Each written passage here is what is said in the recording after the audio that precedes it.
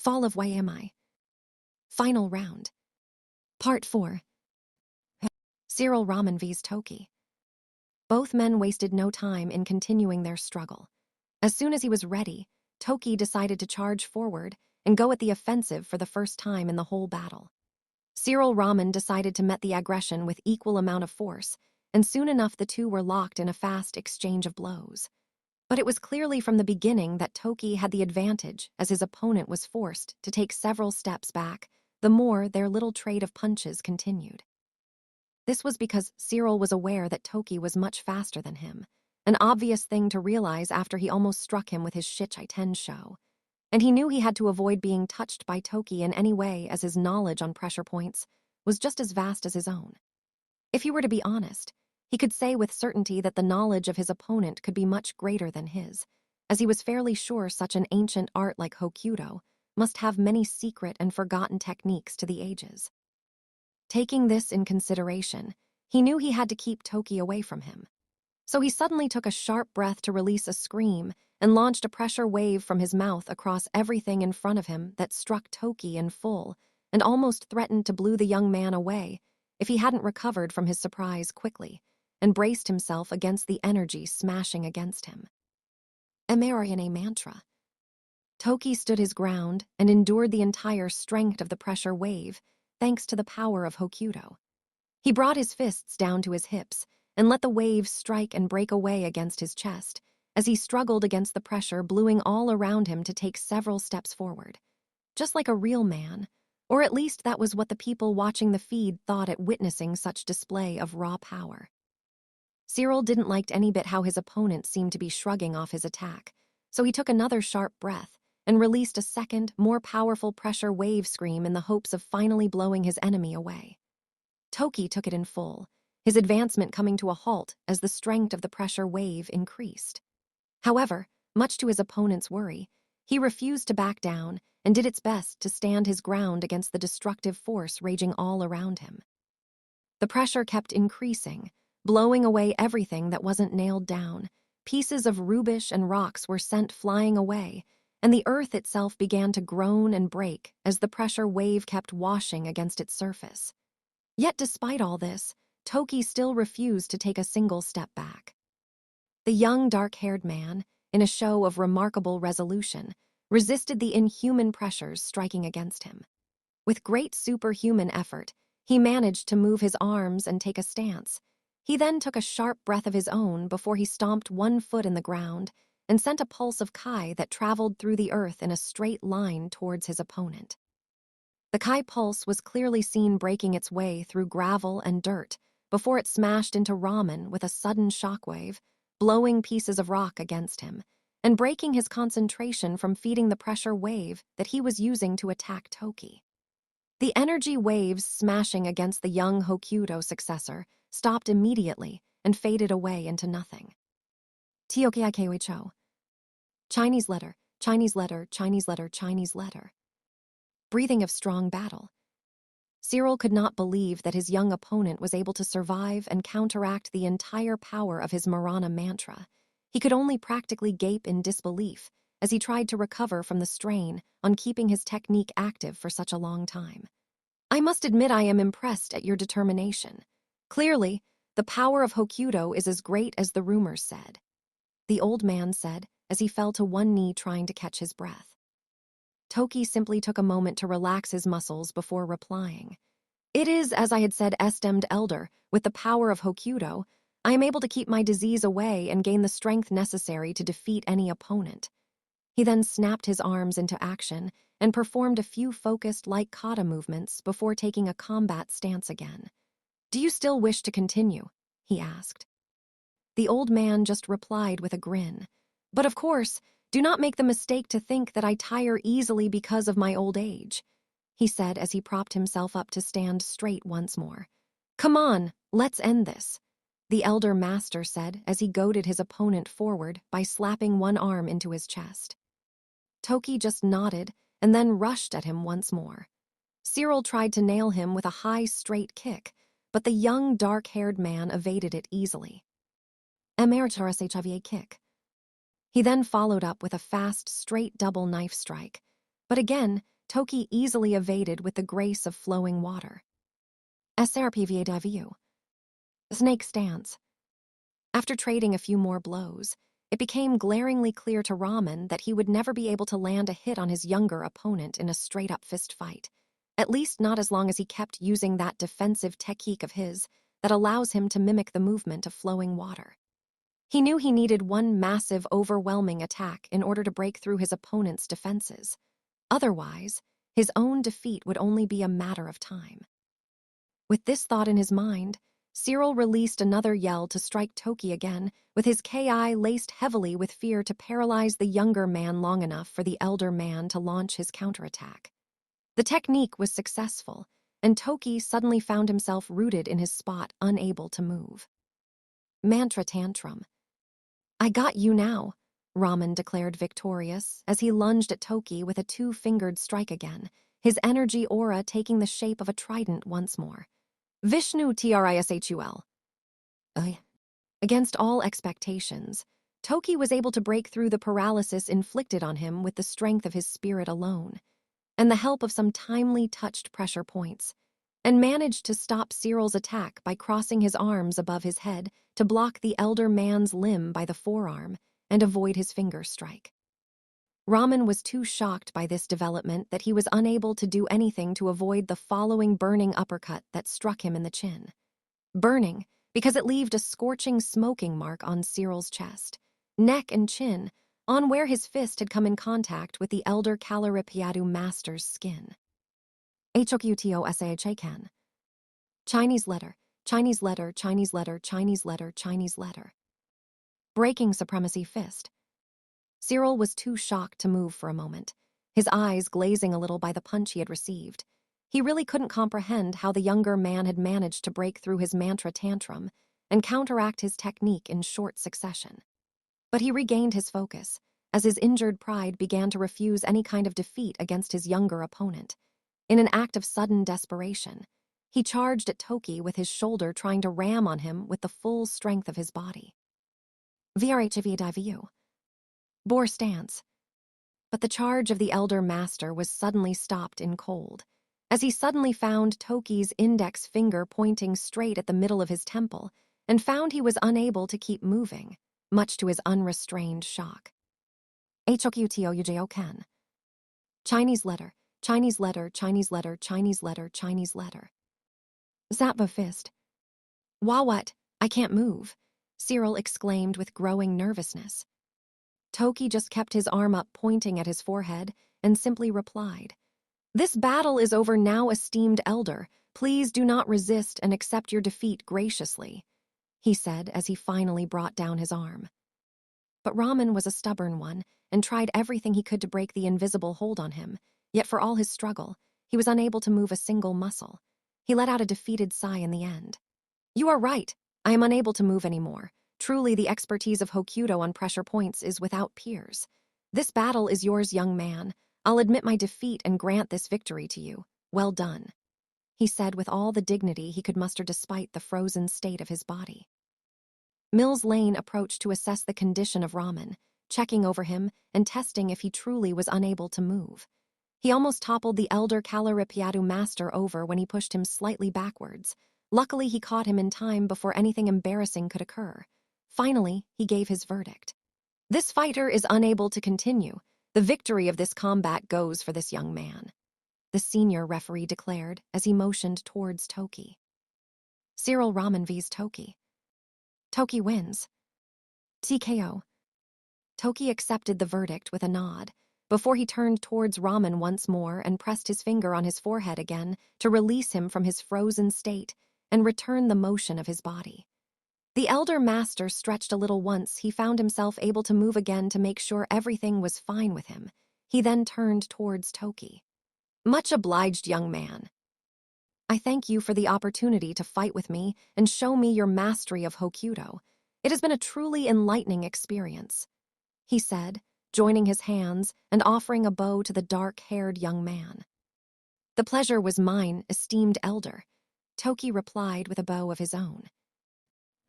As always, the other fighters present on the field had a comment to make about the battles they were witnessing. My, how polite are those two with each other. Truly is nice to see that some fellow fighters actually know the value of proper manners. Mature said, as she crossed her arms over her well-endowed chest and looked at the two pressure points experts with approval. Dr. Jackal, who was close enough to hear her, nodded in acknowledgement. Manners are important. There's no reason why to act uncivilized or say uncouth things even while in the middle of life or death situations. I have never lost my composure, not even when I am bringing an end to the life of my victims. I always make sure to be polite and have a smile on my face. He said with my smile as he fixed his hat. For some reason, that comment didn't brought any kind of reassurance to most of the other followers, as they have seen how utterly terrifying he can get when he is overtaken by his bloodlust. Kazuya, who had managed to hear him from his own position, just scoffed at that comment. Right, must be really nice for your victims to see you being so courteous and considerate with them before you decide to gut them, cut their heads off, carve your entails on their flesh, and then go toss the mutilated bodies at the side of the road or in some abandoned way, he said, turning to give Dr. Jackal a pointed look. I've seen your file. You have a trail of bodies that is several dozen miles long. The things you've done to your victims, I must say even I am impressed, and I've been called a soulless monster by many before. To be so cruel and ruthless while being so creative at the same time is a skill that not many have, and I must applaud you for it, the Mishima heir said with a cruel smirk. Dr. Jackal simply kept smiling and acknowledged those words with a gracious nod. I thank you for your kind words. It's nice to see someone who actually appreciates my work. Makes me feel all warm inside, he said politely, although those words really freaked out many of the fighters who were around them, especially the YOMI apprentices to whom the memory of Jackal's bloody and merciless attack on their ranks was still fresh. Kashinada turned her delicate neck slowly and actually frowned as she glared at Jackal. You are a sick animal that cannot control his killing urges, just like Sturby, she said with dripping venom in her voice. She still remembered her little confrontation with the deranged doctor and would have tried to go for the rematch by now. Healing ability be damned. She would find a way to kill him permanently, if it wasn't for the fact she didn't want to piss Pan by attacking one of her fellow followers. Talking about the alien girl in question, she just openly laughed at Kashinada's comment. Ha, ha, ha. Oh, my little hand, you are so naive. Akabane is much worse than that lowly Grim Reaper wannabe. He has done things that your former YAMI companion couldn't even dream of. There's simply no comparison between the two. My dear Dr. Jackal is an apex predator, a more sophisticated killer of the highest echelon, while the recently deceased Mihai Sturby was just a sick, reckless puppy with a death wish, a wish that he managed to make true in the end. And unlike him, Dr. Jackal knows how to control himself, because he doesn't go around killing everyone that walks in front of him. Otherwise, he couldn't go outside and blend among the common people. Only those stupid enough to confront him or unfortunate enough to draw his attention become his victims, and he does a pretty good job in keeping his urges at bay, if I say so. Just look at him. He's just standing there placidly, but he gives such an unsettling vibes to everyone around him that clearly tells them that if they value their lives, they better stay clear away and not try to mess with him. Now that's talent right there, Pan said in a matter-of-fact tone. Oh, please stop. You're going to make me blush, Jackal said demurely, feeling conscious at such praises from his boss. The rest of Pan's followers simply stared at this weird as hell interaction between boss and subordinate with blank expressions. That is until Whip spoke up. And do you not feel even the tiniest bit unsettled that Jackal can commit such gruesome deaths at a moment's notice without hesitation? She asked pointedly. Pan just shrugged uncaringly as reply. Not really. Most of Jackal's victims have been the scum of society, armed thugs, mobsters, guns for hire, assassins, bounty hunters, and the like. So I really understand why he feels he can let himself go free with the killing when dealing with this kind of people. As no matter what horrible things you do to them, you can't feel bad in the slightest for it, for they have probably done the same to innocent people. Unlike others, I am well aware of the filth and rot that exists in this universe. I know that some people would be better off dead for the good of all. Haven't I killed such people already on what little time I've been on this planet? To think otherwise would be foolish and naive, and I'll be damned if I let weaklings like Bison or Rugal come and try to push me around," she said with a cutting tone. Not all of Jackal's victims are criminals. He has also killed and mutilated those he faced just because he was looking for a challenge. Whip replied, still not convinced of allowing such dangerous killer walk among them without a tight leash. Again, Pan seemed unconcerned about that issue. "Yes, but those were fighters like you and me. The rules of our world are different from those of normal people. Once you accept a challenge, you also accept the possibility of dying at the hands of your opponent. Jackal has stalked and proved stubborn with the people he has desired to fight against, but he has never forced their hands in to confront him in battle after they say no to him. So there's that to take into consideration. If you can't take heat, then you better get out of the kitchen. Besides, why are you questioning my decision? You too have killed a lot of people yourself, Whip. Your moral standing is not higher than Jackal's to be giving lectures about morality," the alien girl said with finality, putting an end to the conversation. Her followers had to accept that answer and deal with it, for even if they didn't wholly agreed, they knew that's how things were in their world. And as fighters and martial artists, they had accepted it as one of the many possible outcomes that could happen every time they walk into battle. Whip just had to say some last words before being done. "I'm just saying, I admit to have taken lives, didn't have much choice about it as a tool for NESDS, but at least, I've always made sure my kills to be as clean and painless as possible. Not like those brutal carnages our resident doctor is so fond of. To be honest, I don't approve of his methods. I found them disturbing and unsettling," Whip said, crossing her arms and growing quiet. "Duly noted. I'll just chalk it up as difference in opinions. Anything you have to say about this, Jackal?" Pan asked, turning to the killer doctor. The black-suited man just shrugged uncaringly.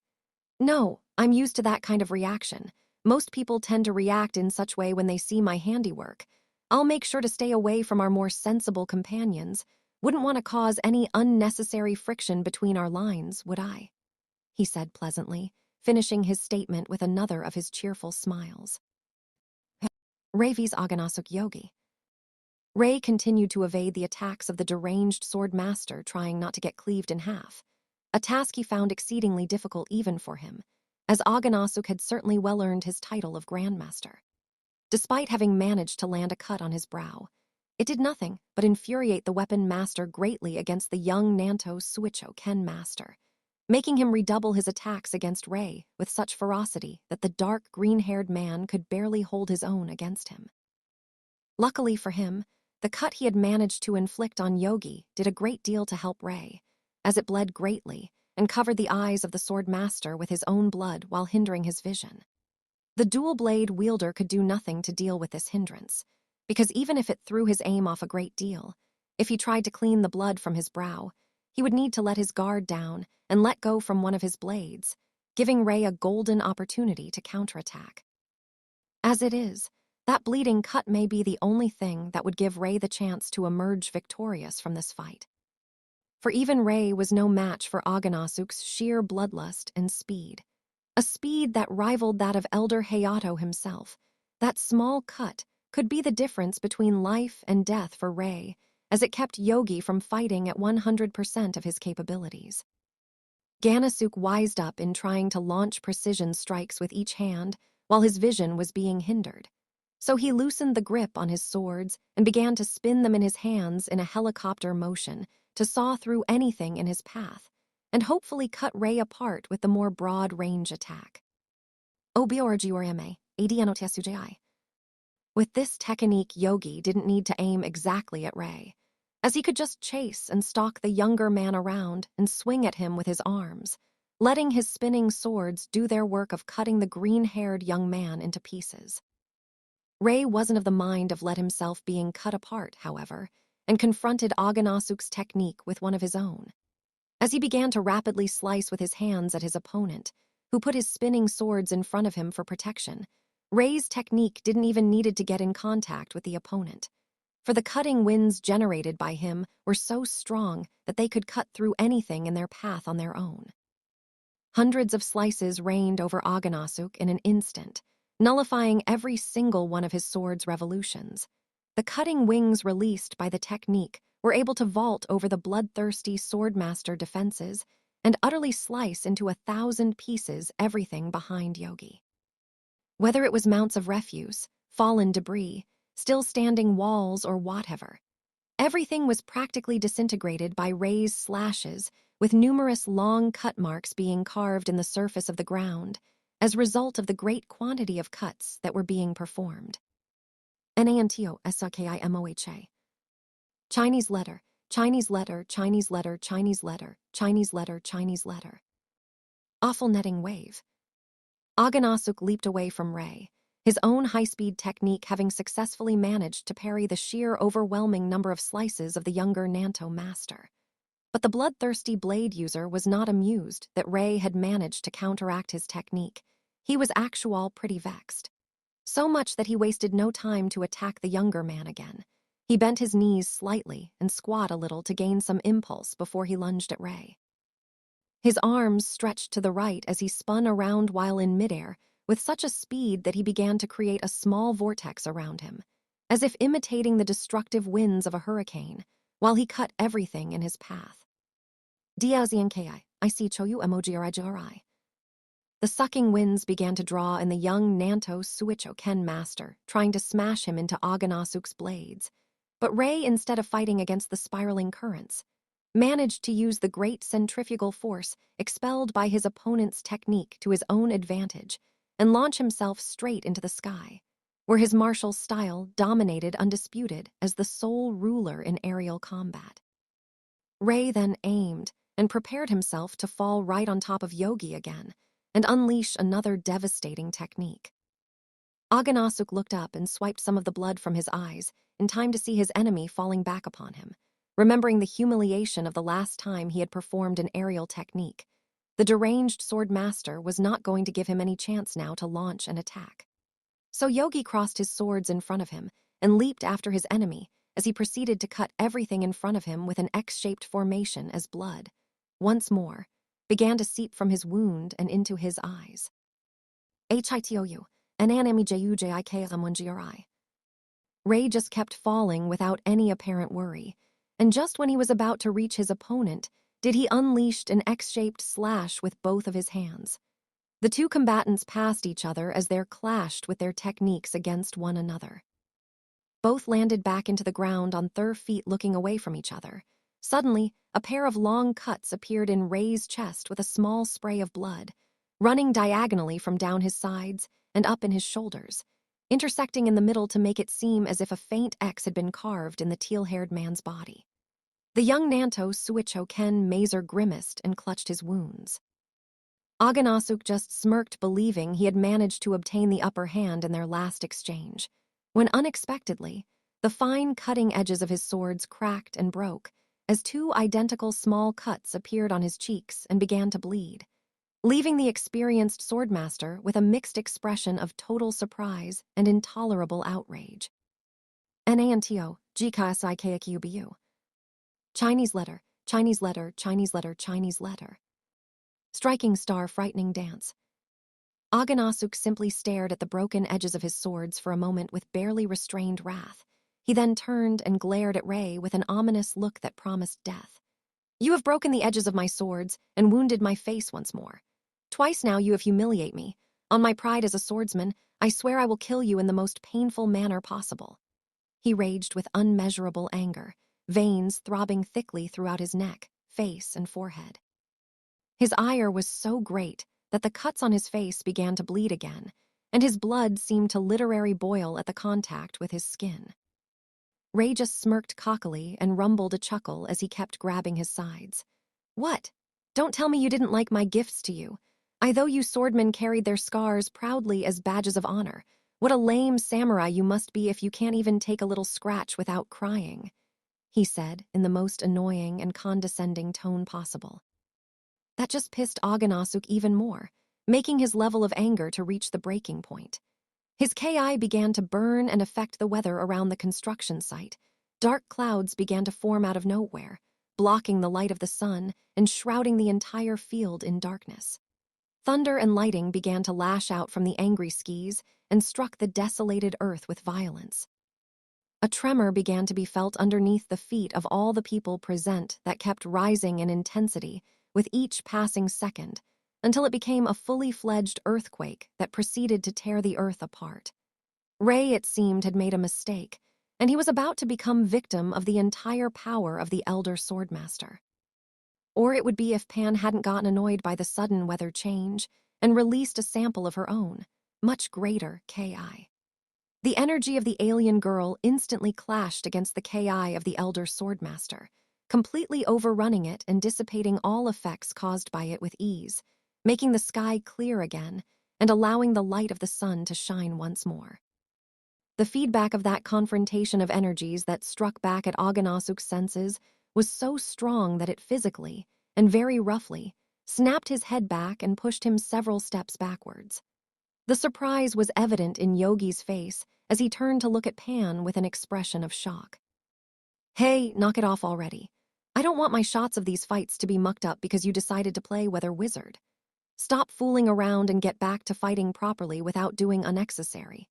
But before Pan could finish speaking, Ray appeared right in front of Aghanasuk and stabbed his entire left hand straight into his chest with a knife strike, taking advantage of the elder swordsman's distraction to put an end to the fight.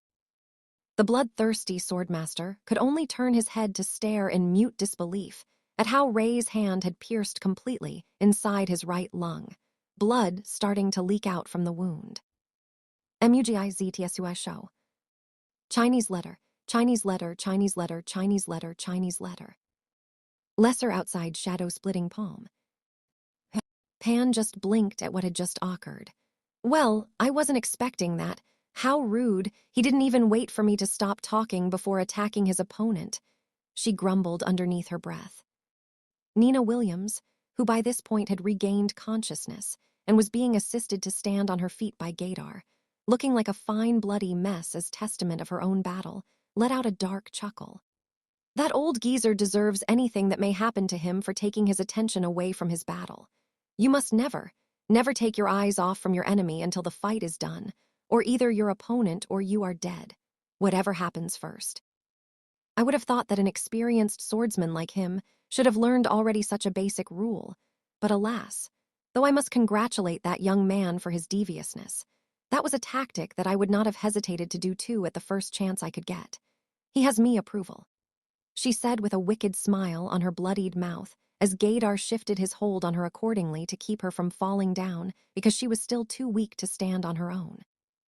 Pan had to shrug at the comment of her personal assassin. Can't argue with that. The bastard took advantage of my interruption to blindside his opponent and land a fatal hit. How clever, she admitted. The shock had finally evaporated from Aghanasuk's mind to allow him to take stock of his current predicament, only to be replaced by a yell of pain as his brain finally caught up with the sensations coming from his body. Ray found this the perfect moment to put some distance from his opponent, so he took a leap backwards, taking his arm out from Yogi's chest with a wet, squishy sound, leaving a sizable trail of blood behind.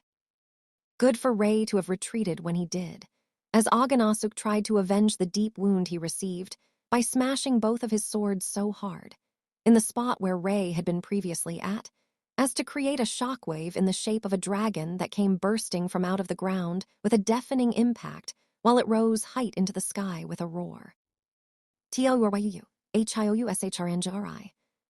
Seeing his enemy had escaped him, Aghanasuk released a second shockwave, and this time directed it towards the position of the dark green-haired young man. Having put some distance from his enemy, Ray had all the time in the world to avoid the dragon-shaped shockwave, even if his own wounds caused him some discomfort while dodging. He leaped high to allow the shockwave to pass underneath him as it devastated everything in its path. After it was gone, he set foot back on the ground without a hitch. Aghanasuk was not able to attack while he was falling, as the bleeding hole in his lung left him barely able to stand on his feet after only 2 attacks, blood still flowing in torrents and staining the ground red as it began to gather on pools. Yogi could taste copper in his mouth, yet despite his state, he still refused to back down. "I will not allow myself to be defeated by a lowly cheating scum like you. On my honor, I will feed your blood to my blades and avenge this disgrace," he said as he concentrated to launch his next attack, his ultimate technique that would allow him to win the fight and end with the life of his enemy.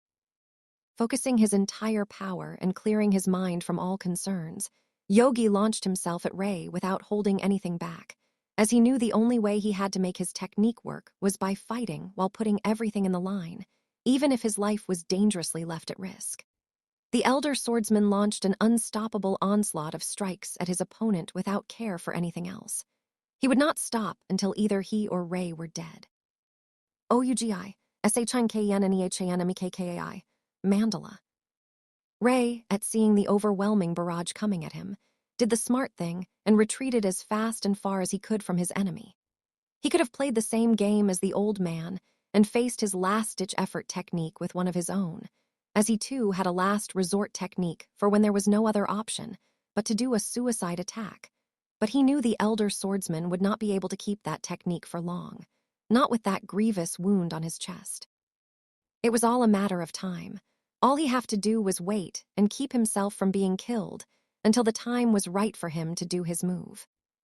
Oganasuk chased after his enemy as he tried to cut him apart with the broken edges of his blades, but it was not as easy as he had thought it would be at first, for his opponent simply dodged or evaded the swings of his swords before leaping away, trying to always have the most distance he could between them. A cowardly tactic in the eyes of Yogi, as he believed true warriors had to fight face to face without ever taking a step back. But soon Oganasuk began to wonder if there was more to his enemy's actions than simply trying to run away from him, as his body quickly found itself unable to keep up with the strain he was subjecting it into. The effects of his injuries were beginning to pile up over time, not only the hindrance to his vision and the blood he was losing from the wound on his chest that just simply refused to stop bleeding, but also the fact he could not make his body endure for long the extreme performance his ultimate technique required with only one functional lung. Oh, he did try his best and attacked like a man possessed at the beginning, but as the seconds tickled by, his strength began to wane as his respiration grew more and more shallow until he could barely gather the strength to keep holding onto his blades. It was in this moment when Oganasuk's breath began to turn laborious and his arms started to grow heavy, when Ray counterattacked. Leaping backwards to avoid one last slash from the swordsman, Ray was able to take notice of his weariness as Yogi began to reel on his feet, barely able to even remain standing on his own. So the Nanto Suicho Ken young master opened himself wide and raised his hands up over his head, the entire audience following his movements closely as everybody knew this was going to be the last move of this fight. Ray assumed a look of deep concentration before taking a deep breath. Then he bent his body forward until the palms of his hands were perfectly touching the ground in front of his feet, as he kept his arms and legs stretched and rigid. Before he launched himself into the air upside down in a forward somersault, doing a perfect arc in the air that allowed him to fall back into the earth with his feet first. The movement carried such a graceful devotion and dedication that no one was able to take their eyes away from it, as if hypnotized by the ethereal beauty of the motion. When Ray reached the zenith of his altitude, all the people watching thought his movement to be just as enthralling and graceful as that of a bird in flight. Even Oganasuk was unable to keep his eyes from following such perfection in motion. "Beautiful," muttered the elder swordsman as Ray began to fall back towards the ground right above him, and then crashed into him in full with both of his hands striking and sinking into his shoulders, before slicing through his body all the way down until reaching the same level as his hearth. The blood simply went flying in a shower of crimson droplets that seemed to shine like rubies under the light of the sun. HSHOHQREI. Chinese letter, Chinese letter, Chinese letter, Chinese letter. Soaring white loveliness. Oganasuk just writhed in his place, blood dribbling from his mouth, as yet even more blood dripped from his wounds and stained the ground with droplets of crimson. Despite his predicament, he focused his gaze solely on Ray. "I was wrong. Koff, you truly are a magnificent warrior. I am honored to die at the hands of such a grandmaster of Nanto as you," Yogi said as he spat some blood and kept bleeding out in Ray's grasp, before finally, with one last breath, his life at last burned out and the blood flow stopped in cold. Ray simply stared at his now dead opponent for a moment before taking his hands from the body with a sudden pull. Aganasuk's corpse careened in its place for a couple of seconds before simply falling lifelessly into the ground. Mills Lane approached to take stock of the situation. He checked over Aganasuk's body for a moment before giving his decision. "He's dead. The winner of this battle is Nanto once more," he said, motioning towards Ray. Ray vs Aganasuk Yogi. Ray wins. Fatality. Just like always, there were diverse opinions about the outcome of a battle. Pan and her followers simply stared with jaw-slacked expressions after Ray had performed his technique. "Well, I'll be damned. That must be the most gracious technique I've ever seen in my life. It was just so perfect. These Nanto masters surely have some astonishing skills," she said, actually impressed. Rachel Stanley wiped a tear from her eyes as she tried to keep her emotions in check. "It was so beautiful, such grace, such elegance. Never have I seen such mesmerizing perfection in motion," she said with a sniff. Her master Diego Carlo agreed with her, and unlike her, he didn't try to keep the water flow down. "You are totally correct, my dear student. That young man has clearly achieved such unparalleled loveliness as to stir the heart of any audience into levels never known before. We should all wish we could reach such levels of perfection and grace one day," he said before proceeding to bawl his eyes out. Even Vega was moved by Ray's technique as he nodded in agreement at the overbearing luchador's statement. "Indeed, such beauty is clearly something out of this world. What a great gift to give to an opponent, to show him a piece of heaven before sending him straight to hell. It is so awe-inspiring," he said as he continued to appreciate the gracefulness of the Nanto Suicho-ken master. In the Yggdrasil control room, similar reactions were occurring. Despite having been a lethal killing technique, Pyorth could not help but appreciate the unmatched beauty of it. "What an alluring image of lovely graciousness. I can't believe humans can reach such levels of magnificent elegance," she said, doing a pose of fake affliction as she held a rose in her hand. The rest of the goddesses were too enthralled to pay any attention to the brunette's exaggerations. Chrono's mind was too out there to react in any way. All she could do was look at the screen seemingly in a hypnotic trance. "Beautiful," she muttered through her daze. Lind, too, was also pretty shaken up by the high level of gracefulness of Ray techniques, clutching a hand on her chest over her heart as some kind of strong anxiety ran through her body. Her self-control was slipping. Soon, she would not be able to keep her instincts and urges at bay. Soon, she would be forced to do something decisive to deal with this lust for battle that thumped inside her heart. Ray vs Sotsuma. The battle between the two formidable men continued, pretty much still the same after all this time, as Sojutsu had a hard time in trying to approach Rhea, because he could not easily counteract the pressure wave attacks of the Hokuto successor, giving Rhea a much more superior range advantage than his opponent. Right now, the Chinese Kempo master was being subjected to another round of Rhea's signature pressure wave attack, as he braced himself with his arms crossed in front of him before the pressure wave struck him in full and pushed him several feet back, his feet dragging and leaving a trail mark on the ground. Hokuto Jusho. Chinese letter, Chinese letter, Chinese letter, Chinese letter, Chinese letter. Iron palm wave. Sojutsu didn't allow himself to be deterred by the powerful pressure wave blowing against him, and braved through it as best he could as he launched himself forward and began to build speed, before trying to slam into Rhea with a really fast, high-speed shoulder tackle. HLGKI. But Rhea simply counteracted with another flick from his palm to send a spiraling energy wave that struck Sojutsu head-on and blew him away, his blood escaping from his spores in faint crimson mists. Hokuto Inshoha. Chinese letter, Chinese letter, Chinese letter, Chinese letter, Chinese letter. Circle palm wave. Sojutsu smashed into the ground with great force, even though the impact itself was negligible for a man of his fortitude. The blood he had lost thanks to Rhea's technique was sapping his stamina quickly. He struggled greatly to stand up again despite having no visible trace of injury, and stared at Rhea with grim countenance, pondering about his situation. Rhea just smirked and mocked the senior grandmaster. What? Tired already, old man. But surprisingly, a man of your age shouldn't be trying to face superior, younger and stronger opponents than him. Maybe you should give up already and go back to your asylum for the elderly. Otherwise, I'm not going to be held responsible for what might happen to you, he said with a cruel, arrogant smirk as he closed a fist tightly in front of him, his knuckles cracking with loud pops. Sojsu glared at his opponent, offended by the implication that he is too old to keep up with his younger adversary. Not a chance. Even if your style is superior to mine, I will not simply back away from this fight after this humiliation. As a consecrated martial artist, I cannot allow this insult go unpunished.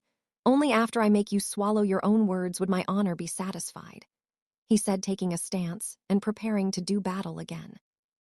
Rhea just laughed at his opponent's statement. Well, maybe this fight will not be as boring as I first thought. Come on then, show me what you've got, he said disdainfully as he made a come-at-me motion with his hand. Sojsu didn't need any further invitation and leaped at his opponent immediately, doing a complete 360-0 vertical spin in the air before he struck towards the ground with a powerful open palm strike as he stretched his arm fully and assumed a flat stance just when he was about to land his hit on Rhea. Yorayu Biandia. Rhea simply stood without moving from his spot with a smirk as the attack was about to strike him, only to evade it at the last moment as the attack slammed into the ground with earth-shattering force. While at the same time, he counterattacked with a mighty kick of his own that struck Sojsu in full on his abdomen, before being followed up by a devastating straight punch that smashed into the Kempo master's chest in full and launched him several feet backwards. Muso, eine Satsu. Chinese letter, Chinese letter, Chinese letter, Chinese letter. Unconscious shadow kill. The Chinese grandmaster landed back on the ground on his knees and was dragged a few paces back because of the strength of the impact until finally coming to a stop. Wah, what the hell happened? What was that technique? Sojsu exclaimed in shock as he tried to figure out what had occurred. That was the power of my Muso Insatsu, Rhea replied with a smug, arrogant look. It is a technique that allows me to anticipate and evade the attacks of my enemies while, at the same time, subconsciously launch a corresponding counterattack without missing a beat. So in essence, no matter what kind of attack you do, my body will automatically respond to the aggression with the proper counter to it. So you see, there's nothing you can do to defeat me.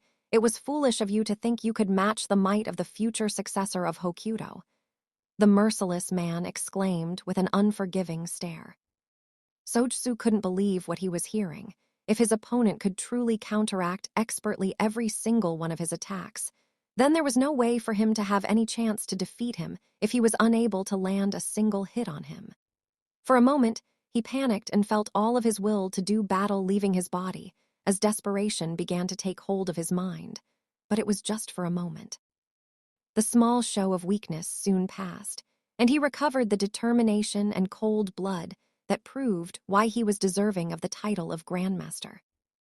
With some effort, he raised himself up from the ground and stood proudly in front of his enemy once more. I do not care whether you can counterattack all of my attacks or not. As a Grandmaster of Satsujinkan, I cannot allow myself to show fear or back down at the face of a superior opponent.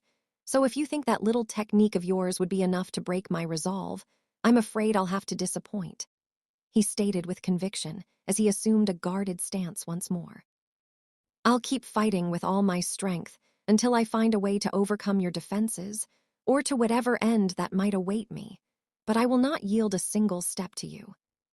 Rhea just snorted in amused disdain. It is good to see you're willing to face your end like a man instead of a cowardly maggot, but no matter how much you try, you will never be able to surpass the strength of Kenno, he said arrogantly as he assumed a stance of his own. Now come and meet your death, Rhea said as he made a come-at-me motion with one hand. Sojsu took a long breath and began to focus his Ki for his next attack. He knew there was no room for mistakes, otherwise his demise would be all but assured. He then launched himself at his enemy at impressive speeds as he delivered a powerful combination of diverse attacks in the span of seconds.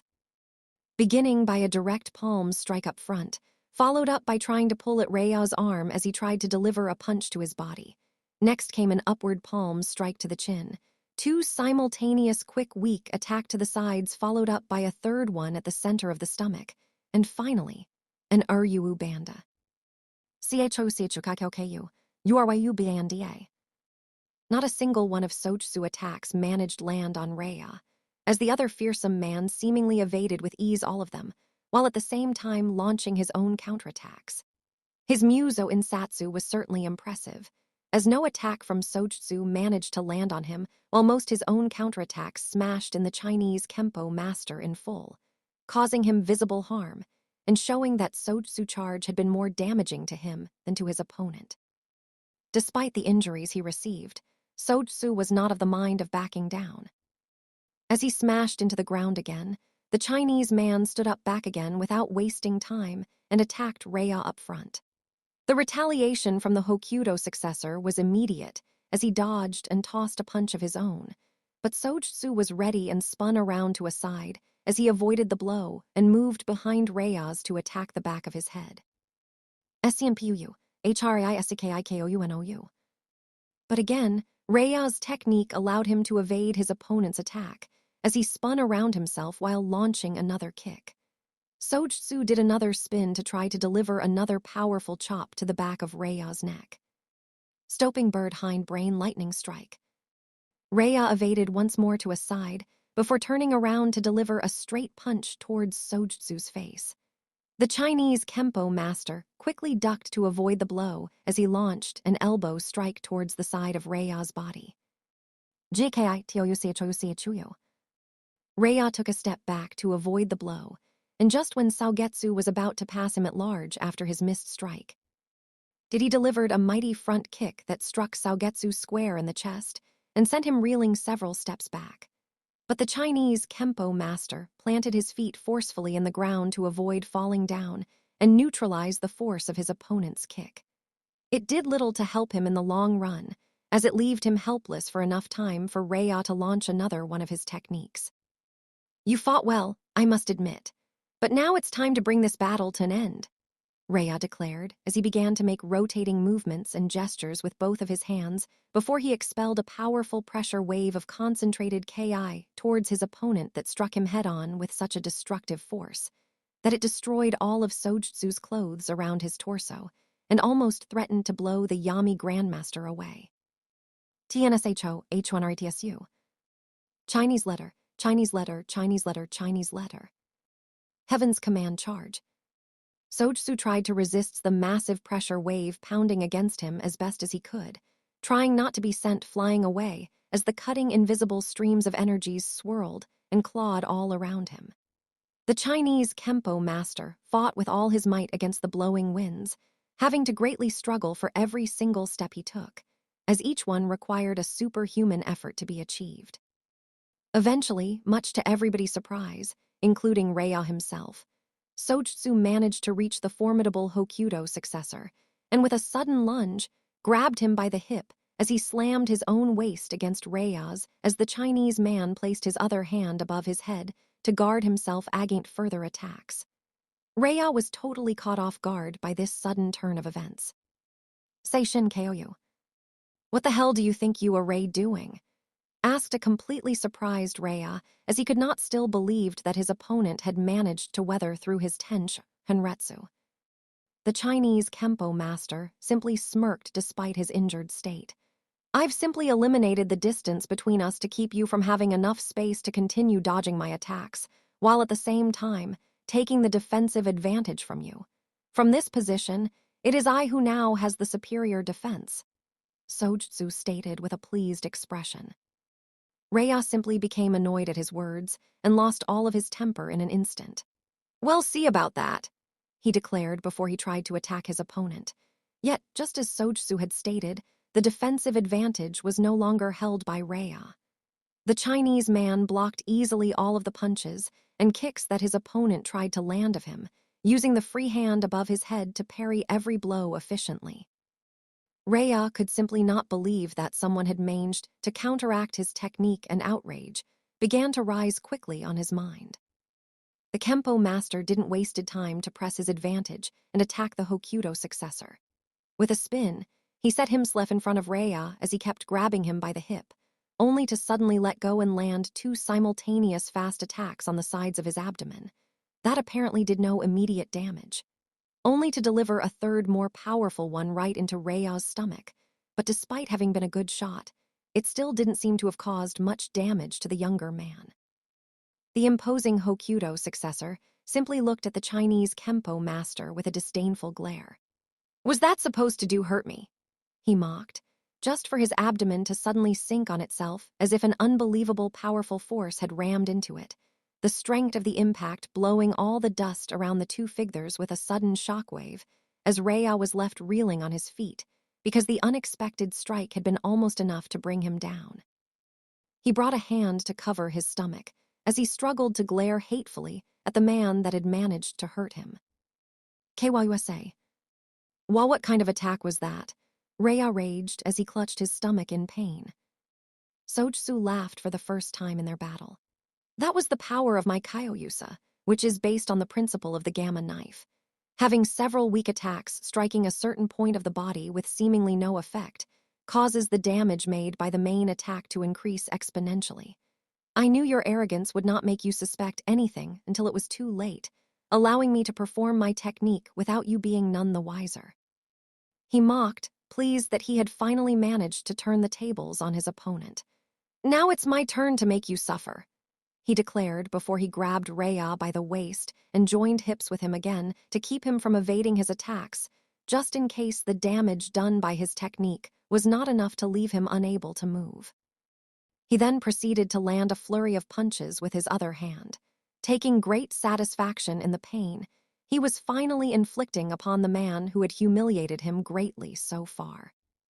After unleashing a beating upon Rhea, the Chinese Kempo master thought he had managed to wrestle victory from the jaws of defeat, only for Rhea to suddenly begin to laugh, as if the thrashing he had received had meant nothing to him.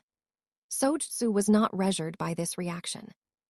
"You think just because you nabbed me with that pathetic little technique of yours, it would be enough to defeat a practitioner of Hokuto Shinken? Don't make me laugh," Rhea mocked with smug arrogance despite his current predicament. Sojutsu simply went red-faced in anger at seeing his enemy still making fun of his skills despite the injuries he has finally managed to inflict him. "Shut up! You're just trying to get a reaction out of me, since you know you've already lost this fight. I guess it's time for me to finish you," the Chinese man said irate as he raised his fist again, preparing himself to end the life of Rhea once and for all. The potential Hokuto successor just laughed even more at his opponent's declaration. "The one who is finished, it is you," he said, as he suddenly took hold of his enemy to keep him from escaping and began to raise his KI rapidly with sudden speed. Sojutsu was surprised by the unexpected tactic of his adversary and began to grow nervous as he could feel the impressive growth of Rhea's KI. "What are you doing? Let go off me," he screamed in desperation as he tried fruitlessly to force his opponent to unhand him. Rhea just kept smirking, and then he released all of his KI outwards in a powerful detonation. The deadly energy struck Sojutsu in full and tossed him to the ground.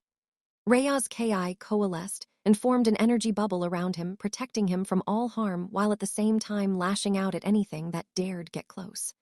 The imposing man then began to exert his energy outwards, making the bubble expand and grow as it tore apart everything standing in its way. The thick energy bubble struck Sojutsu a second time as he was trying to stand up and kept pushing and striking at him as it kept growing more and more.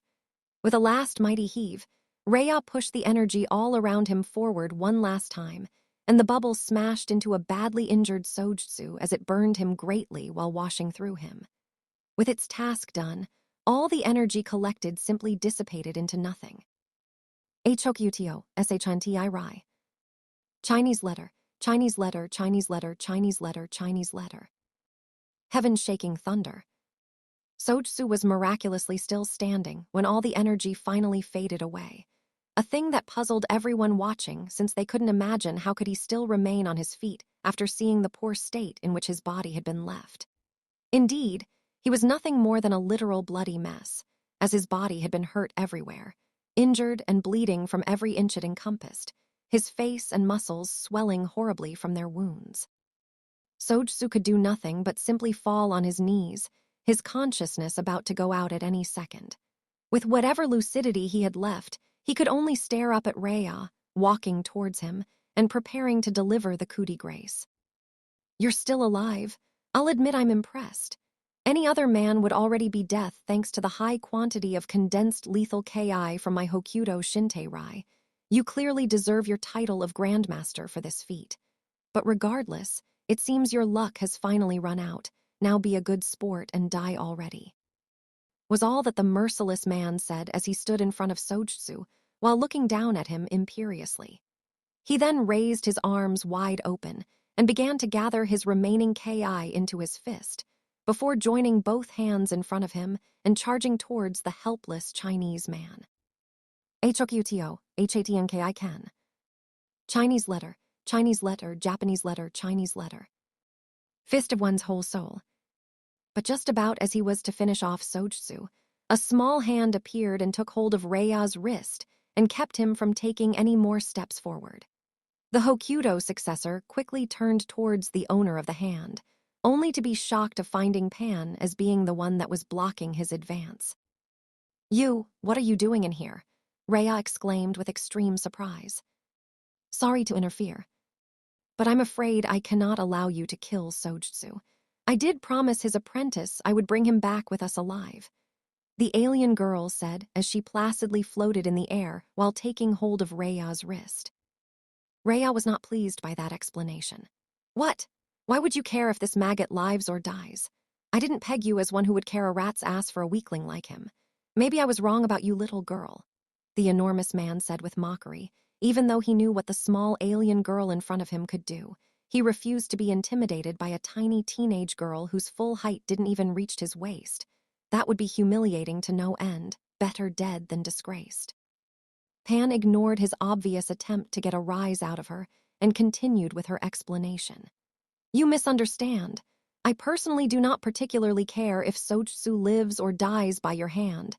Such risks like that are expected for fighters like us every time we do battle. But long before we began with these battles, I made a promise to his apprentice, who is one of my underlings, by the way, that I would bring his master back to him alive, and I accepted to do this favor for him since I consider myself a wise, kind leader. So you see, what kind of boss I would be if I were not true to my word and fulfill the promises that I've made to my own minions. And let me tell you, I always fulfill my promises." She then turned to take a glance at Sojutsu's condition before bringing her attention back to Rhea. "Well, for the most part that is, Natsu never said in which condition he wanted his master to return. Well, as long as he survives, I'm sure it will be fine," she finished with a shrug. Rhea took a moment to consider her words. "I see. I suppose I can see your point, but regardless of what your reasons are, why should I simply let you intrude into my fight and steal my killing from me?" he asked, looking at the smaller girl squarely in the eyes, something he was only able to do because the girl in question was floating in the air to reach his eye level. "Because you have no choice. Despite your strength that it is truly impressive by human standards, it still means nothing when compared to mine," Pan simply answered, as she set the index finger of her free hand on Rhea's forehead and began to push the giant man back with seemingly no effort.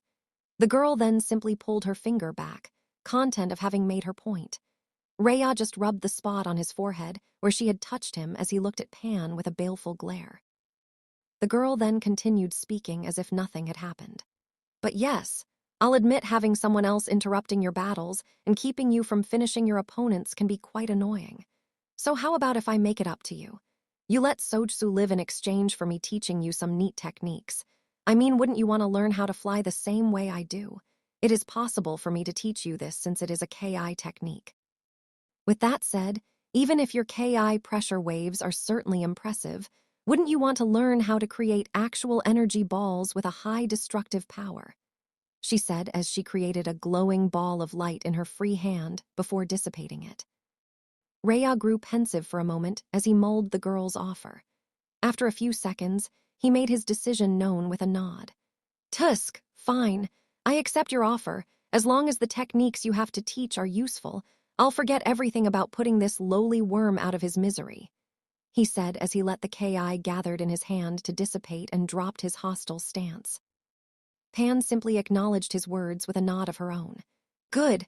Well, that settles it then. Oh, and one more thing, she began to say before she started to exert pressure on Rhea's wrist until his bones creaked and he actually grimaced from the pain. Call me a little girl again and I'll rip your arms off and beat you to death with them. Is that clear? She said in a no-nonsense tone. Rhea just nuded, trying his best not to snarl in anger. Pan let him go, and he brought his other hand to nurse his pained wrist. So, what about this maggot here? He asked, motioning towards Sojtsu with a flick of his neck. Pan turned to look at the Chinese master in question, and noticed that at some point during her talk with Rhea, Sojtsu must have lost consciousness, as he was lying unmoving on his kneeling position, his head simply hanging limp from his shoulders. I think he's knocked out already, she said as she poked the burly man with her finger, making him plop backwards into the ground on his back. Pan just stared at the unconscious man with a blank face as she floated above him. She then turned to call Mills Lane. Yo, Mills, come over here and call this fight. The senior referee simply walked into the scene, looked down to stare at Sojtsu's unconscious form for a moment, and then said, He's out. This fight goes to Mr. Steroids Monthly, he declared while gesturing towards Rhea. What was that? The enormous, terrifying man said, turning towards Mills Lane, not in the least amused. Rhea vs Sojtsu Ma. Rhea wins. KO. On Kanto, a certain hooded blonde fighter nodded to himself, letting out the breath he was holding at seeing the resolution of this particular fight. Thanks, Pan-sama, Hermit said, joining his hands together and offering a bow to the image of the alien girl seen in the projection. Kenichi saw the action of his friend and smiled to his insides, knowing how important it was to Natsu to have his master finally returning to him. Agata Ishinsai vs Shin. The two last combatants were locked in their own battle, oblivious to anything else. Agata hounding Shin all over the place with his barrage of hundreds of palm strikes that were aimed towards the Nanto master vital points. Gungir. But Shin wasn't worried in the least as he evaded his opponent's strikes, always moving out of range every time he saw Agata approaching him. It's that all. Let me show you what a true unstoppable barrage looks like, he declared before he began to move both of his hands at impossible fast speeds and lunged forward, trying to stab Ishinsai with thousands of knife strikes in order to counteract the barrage of palm strikes from the lilac-haired grandmaster. Agata tried to parry the incoming barrage with his own strikes, but quickly discovered it to be a terrible move, as Shin's 3 lead fingers stabbed into his palm at the first strike and pierced through his flesh until they were seen sticking from the back of his hand. Obviously, the move was accompanied with a copious amount of blood. Biting back the unsufferable amount of pain he was feeling, Agata immediately leaped away to avoid being skewered by the still raining barrage of knife strikes and clutched his bleeding hand that now had 3 bleeding finger-sized holes in it. He could do nothing but grit his teeth as he escaped from Shin's assault, the laughs of the Nanto master echoing around the place. Nanto, SNSHURYUGKI. Chinese letter, Chinese letter, Chinese letter, Chinese letter, Chinese letter, Chinese letter. Thousand Dragon Head Attack. Using one of his running techniques, Agata quickly put some distance between him and his opponent to assess the damage done by Shin. He opened and closed his injured hand a few times to make sure it still functioned properly. Despite the holes drilled into it, he was still able to continue using his hand in this battle, so he quickly ripped a piece of his cloak to create a makeshift bandage and cover his injury with it. He then looked towards Shin. Your fighting techniques are certainly something else. I must admit I am jealous of such lethal efficiency, he honestly said, roaming an appraising eye over the young Nanto master. Shin simply nodded as if such realization was simply the natural order of things. But of course, I'm not surprised you are. For millennia, the art of Nanto has been evolving and honing its techniques until becoming the epitome of killing art that it is today. No other art but Hokudo could ever hope to match the lethality of Nanto head-on. But enough with the pleasantries. Let us continue with our battle already, the blonde said as he prepared his fingers for the next attack. Ishinsai just smiled in return. Yes, let's, was all he said before he disappeared in a burst of speed, A small shockwave that blew all the dust around the spot where he had stood was the only evidence that remained of his presence. GNY no TSUBME. No normal human being was able to follow the speed at which Agata moved, but Shin, being a speed specialist himself, could, so he prepared to face his enemy running straight towards him. Only for Agata to leap over him at the last step and attack him from above with a rain of hundreds of kicks aimed at a single spot of his body, his right arm in this case. OGTARU, KITSUTSUKI, RAKKWKU. Shin simply met his opponent's assault with an upward slash attack. Both combatants locking themselves in a brief exchange of attacks for a moment before continuing on their way. NANTO, HQHAZAN. Chinese letter, Chinese letter, Chinese letter. Force-breaking slash. Agata landed feet first back in the ground without any trouble, only for a small cut suddenly to appear in his left foreleg with a brief spray of blood. The lilac-haired Satsujinkan Grandmaster didn't even acknowledge the injury as he disappeared in another burst of speed. Shin too landed back into the ground without any impediment and turned to keep his enemy in visual range. A small but clearly marked bruise in his right sleeve could be seen, where Agata must have landed a kick and damaged the fabric of the blonde's suit. It was a good thing that Shin turned when he did, for Agata was already upon him with a sharp spinning kick. Shin leaped backwards to avoid the hit, but it was just a feint for Ishinsai to suddenly grab him by the sleeves with his fingers and then spinning him around several times before throwing him away. OGTARU floating throw. Shin, because he was an expert in aerial combat, used the centrifugal force from Agata's spinning throw to his own advantage to gain a few more centimeters of height, and kept himself in the air for a few more seconds longer as he slowly returned to the ground face first. A good thing, since Ishinsai hadn't remained idle and had followed his trajectory to receive him with a knee strike aimed at his head. NOU-10, Jiaojoki UKERI. Shin didn't even blink at seeing his opponent coming at him. He just used his superior aerial skills to remain airborne and easily evade Agata's attempt to grab him and smash him against his knee. He then retaliated with a flurry of downward stabs with his hands before finishing his attack chain by twirling in the air as he sliced at anything near him with just his fingertips. The attack caught Ishinsai off guard as he leaned back to avoid the stabs, but the twisting slice forced him to try to block by crossing his arms in front of him. The result was his arms being riddled by cuts that made themselves known with copious sprays of blood. MOSHUSHE. Chinese letter, Chinese letter, Chinese letter, Chinese letter. Brutal vulture dive.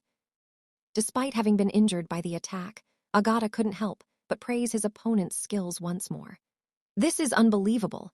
Truly, Nanto Seiken is a magnificent art. I have never encountered a style that could counter my own so thoroughly and expeditiously. I can clearly see why your style is considered as one of the two most deadly in the world, he said with honest surprise, marveled at the grace and effectiveness of the blonde man art. After landing again and hearing Agata's praises, Shin acknowledged them with a nod and a smug smirk. It is nice to see you have a good eye for real art. Certainly, Nanto is the definitive assassination style in all known branches. There is simply no other martial art that can compare to it, the blonde said with no small amount of arrogance. But Ishinsai seemed to agree with that declaration, if his rueful smile were any indication. I must say I am jealous of you for practicing such sophisticated style, but at the same time, I am eager to see more of what Nanto can do. I am curious of how my own self-made style would fare against yours if I were to fight with all my might, he said, unable to contain the savage grin that split his face. If you want to see more of the superiority of Nanto and experience its marvels on your skin, I am certainly willing to accommodate you, Shin said, equal parts smug and gracious, as he took a stance once more and prepared to continue with the combat. Agata was simply ecstatic with that declaration. Then, let us stop playing games and start fighting seriously with all of out strength, he said, before taking a meditative stance and starting to focus his Ki, channeling both Sei and Du Ki and combining them both in order to increase his own physical attributes. The two opposite conflicting energies became easily noticeable by all who were watching the battle. The high concentration of energy began to cause disruptions in the surroundings around Agata, as the air grew heavy with Ki and began to blow as the earth started to rumble and cause brief tremors. Ishinsai was now using the technique that was his own personal creation. Exuding a thick, unbearable and intimidating aura, Agata turned to look at Shin with shining crimson eyes. "Let's see what you can do to stop me now," he said before disappearing from all sight right where he stood. Shin was actually surprised by the sudden increment of his opponent's speed, but he schooled his features as he leapt backwards to avoid another spinning punch aimed at him. But suddenly Agata was not there anymore and appeared without warning underneath the still air suspended Shin. "Try to counteract this," Ishinsai exclaimed as he unleashed an overwhelming barrage of knife strikes with great intensity that after certain intervals the fingers stretched on each hand began to decrease, one by one, until he was only attacking with one finger per hand. Kazuyanyukit. Shin immediately retaliated with his own flurry of fast-paced punches to match the lilac-haired man's own barrage. The rain of attacks looked pretty similar to Kenshiro's Hokuto Hyakuretsu Ken, only modified to launch Nanto knife strikes instead. Nanto Hryuken. Chinese letter, Chinese letter, Chinese letter, Chinese letter, Chinese letter. Flying Dragon Fist. Both combatants were locked in a fast-paced exchange of attacks for a few moments, punches moving at such speeds that all what normal people could see were hundreds of blurs smashing against each other. The exchange of punches was so savage that the shockwaves released by each impact tore the battlefield around both fighters apart. Only fighters who knew the inner eye technique, or PAN, were able to follow the fast-paced exchange and read the orbits of the shockwaves, and even to them it was not clear who of the two fighters would come out on top. Only Pan was the only one who knew. After a while, both combatants leaped away from each other to put some distance between them and plan their next move. Shin stood straight in his spot, but he suddenly brought his left hand to his right side with a grimace, as Agata had managed to nail him in that place during their exchange. The lilac-haired grandmaster would have been celebrating the fact he had managed to land a punch on his enemy, if it wasn't for the fact that his body and arms had several marks where Shin had struck with such force as to sink the muscles and leave the impression of his fists on Agata's skin. The only reason Ishinsai was still standing was because of the boost to his physical prowess that his Seidu Guitsu gave to him. As it is, Agata simply ignored his wounds and flexed his muscles a little to make sure they were still serviceable. He wasn't going to let a small hindrance like this get in the way of his fun. The lilac-haired grandmaster just turned back at Shin with a grin. Well, this is clearly interesting.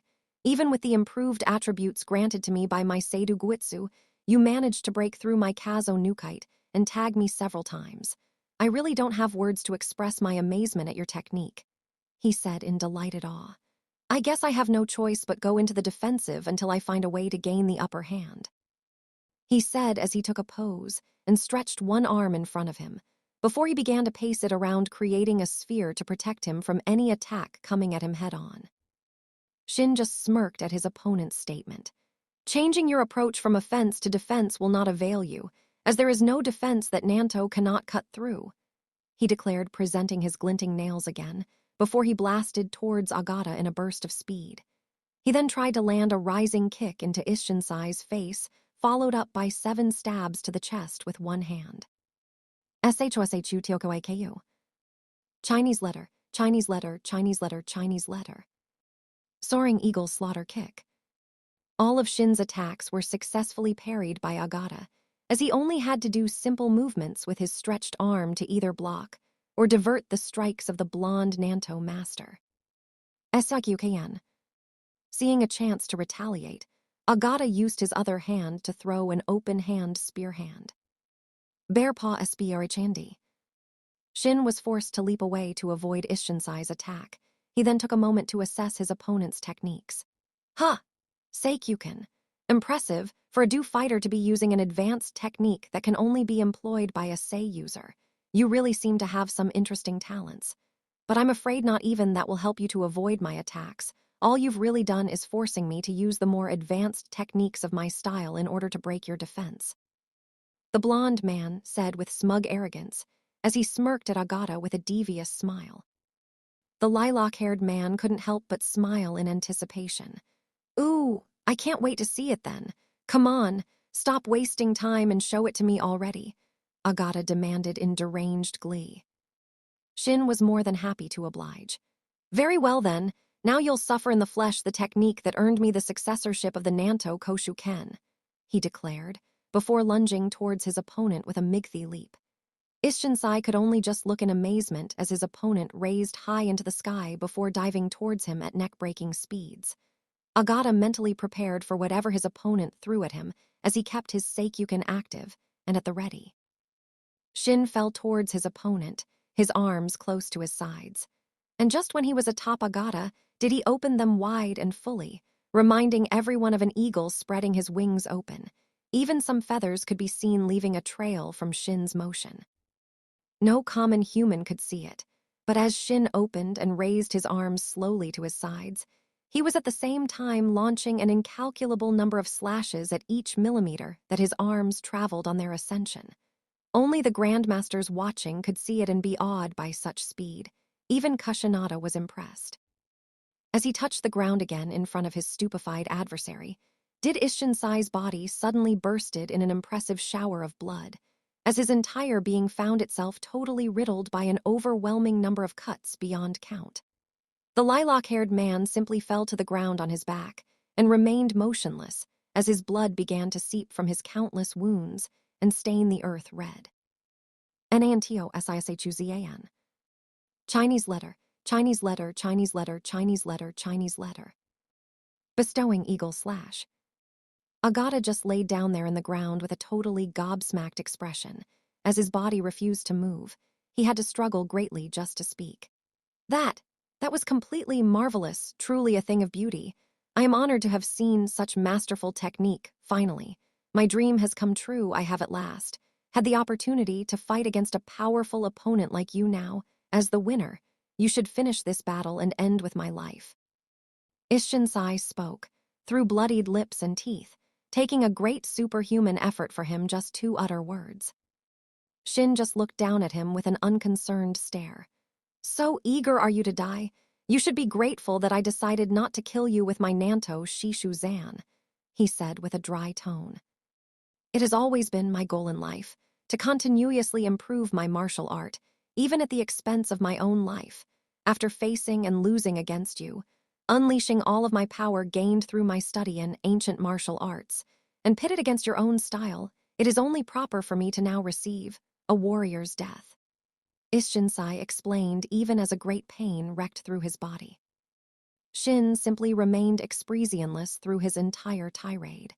"You give your own style too much credit. There was never any chance for it to be able to compete against the lethality of Nanto. The outcome of this fight had never been in doubt."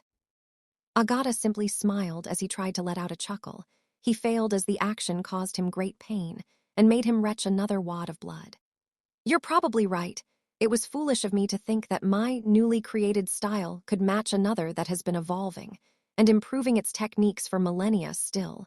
It was a good fight, and I am overjoyed for having been worthy of the honor of witnessing so many wonderful techniques. I can die happy after seeing such grandiose styles in action. My only regret would be that I was never able to make my style a worthy adversary to other styles, deserving of standing among the best martial arts of this world. Such a pity. Okay then, champion, go ahead and end with my misery," Ishinsai declared with a satisfied smile as he eagerly waited for death without fear. Shin, however, wasn't of the mind of carrying such execution. "You know, after seeing your great dedication for your style, I am not eager of ending the life of a man that has shown such remarkable devotion for the betterment of his art, even if his life were to be at risk in his pursuit of improvement. Your determination is certainly worthy of praise. It's not every day, after all, that someone manages to land a hit on me," the blonde said, raising his arm to show his torn sleeve. "I am curious to see just how far your art could go if given the chance to bloom. Maybe one day it would become worthy enough to be a proper rival for Nanto," He then smirked impishly as he covered his mouth with the back of his hand.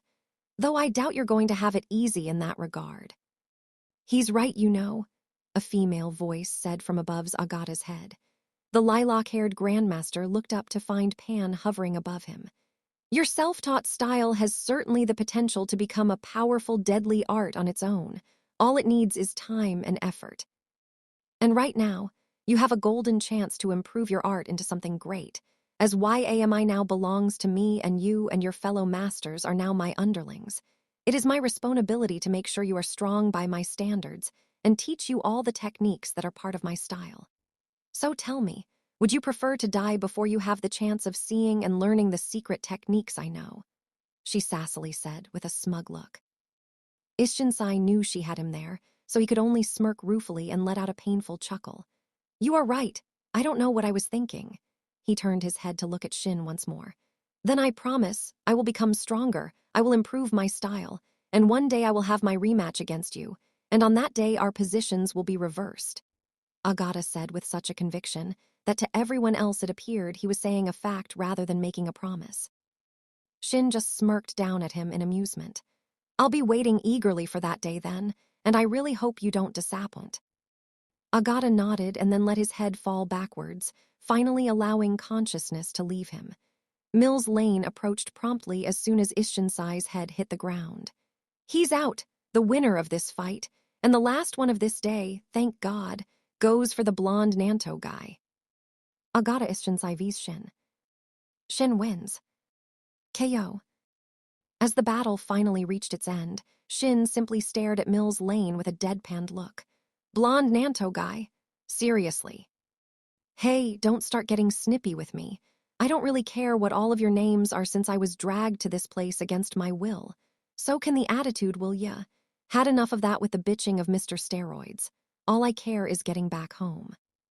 Pan ignored the rant of the senior referee and looked down at her new minion with his body riddled with cuts all over. Well, we better get you back to the others and starting healing those wounds, she mentioned before grabbing Agata and hefting him over her shoulder to bring him over to the lines of her followers. All the people watching were really amazed at the battles they had seen. They had certainly been impressive even if some of them had been too gruesome or violent for most people's sensibilities. So opinions were divided about the fights. Nevertheless, everybody could scarcely believe that such astounding show of superhuman feats was finally over.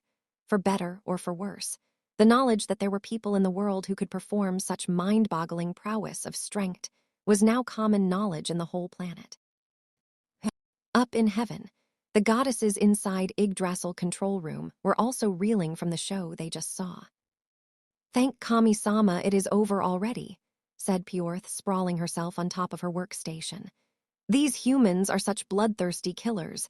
How are they able to change from such ordinary and unremarkable creatures into this menacing monsters? That is something I really want to know, she said with a stupefied expression. The spunky, klutzy goddess Chrono turned towards her superior with a clueless look. I take it you didn't like the fights. Pyorth just scoffed at that question. Understatement doesn't even begins to describe how much I am horrified of having watched this barbarism, she exclaimed with a deadpan. Chrono just crossed her arms and assumed a petulant poise. Well, I myself did enjoy them very much. Sure, the violence was pretty extreme, but all those techniques and martial arts were really impressive. I would like to go to Earth and research more about them if given the chance, she said kinda excited as she threw a few punches in the air before turning to her superior officer in the Valkyries. What do you think, Lind-sama? Lind-sama. But Lind could not hear the calls from her subordinate, for she was dealing with her own issues. So many beautiful techniques, such perfection in motion in the way of martial arts, so many awe-inspiring battles filled with remarkable shows of skill and bravery. That is the thing for what she lives for, to put all of her life on the line for a single moment of glory. To keep fighting and moving forward regardless of losses or injury, in order to achieve victory against overwhelming odds. The sight of all these excellent fights had awakened Lin's desire for battle, and she didn't even know how she would be able to satisfy this feeling. The anxiousness caused her to feel an unbearable pressure inside her chest, forcing her to clutch a hand on her breast tightly as her nerves were being totally wrecked by her battle lust. The other goddesses took notice of her frazzled state and were beginning to grow concerned by it. Lin-sama, are you all right? Lin-sama, please answer me, Chrono said, completely preoccupied as she began to tug at the taller goddess' sleeve.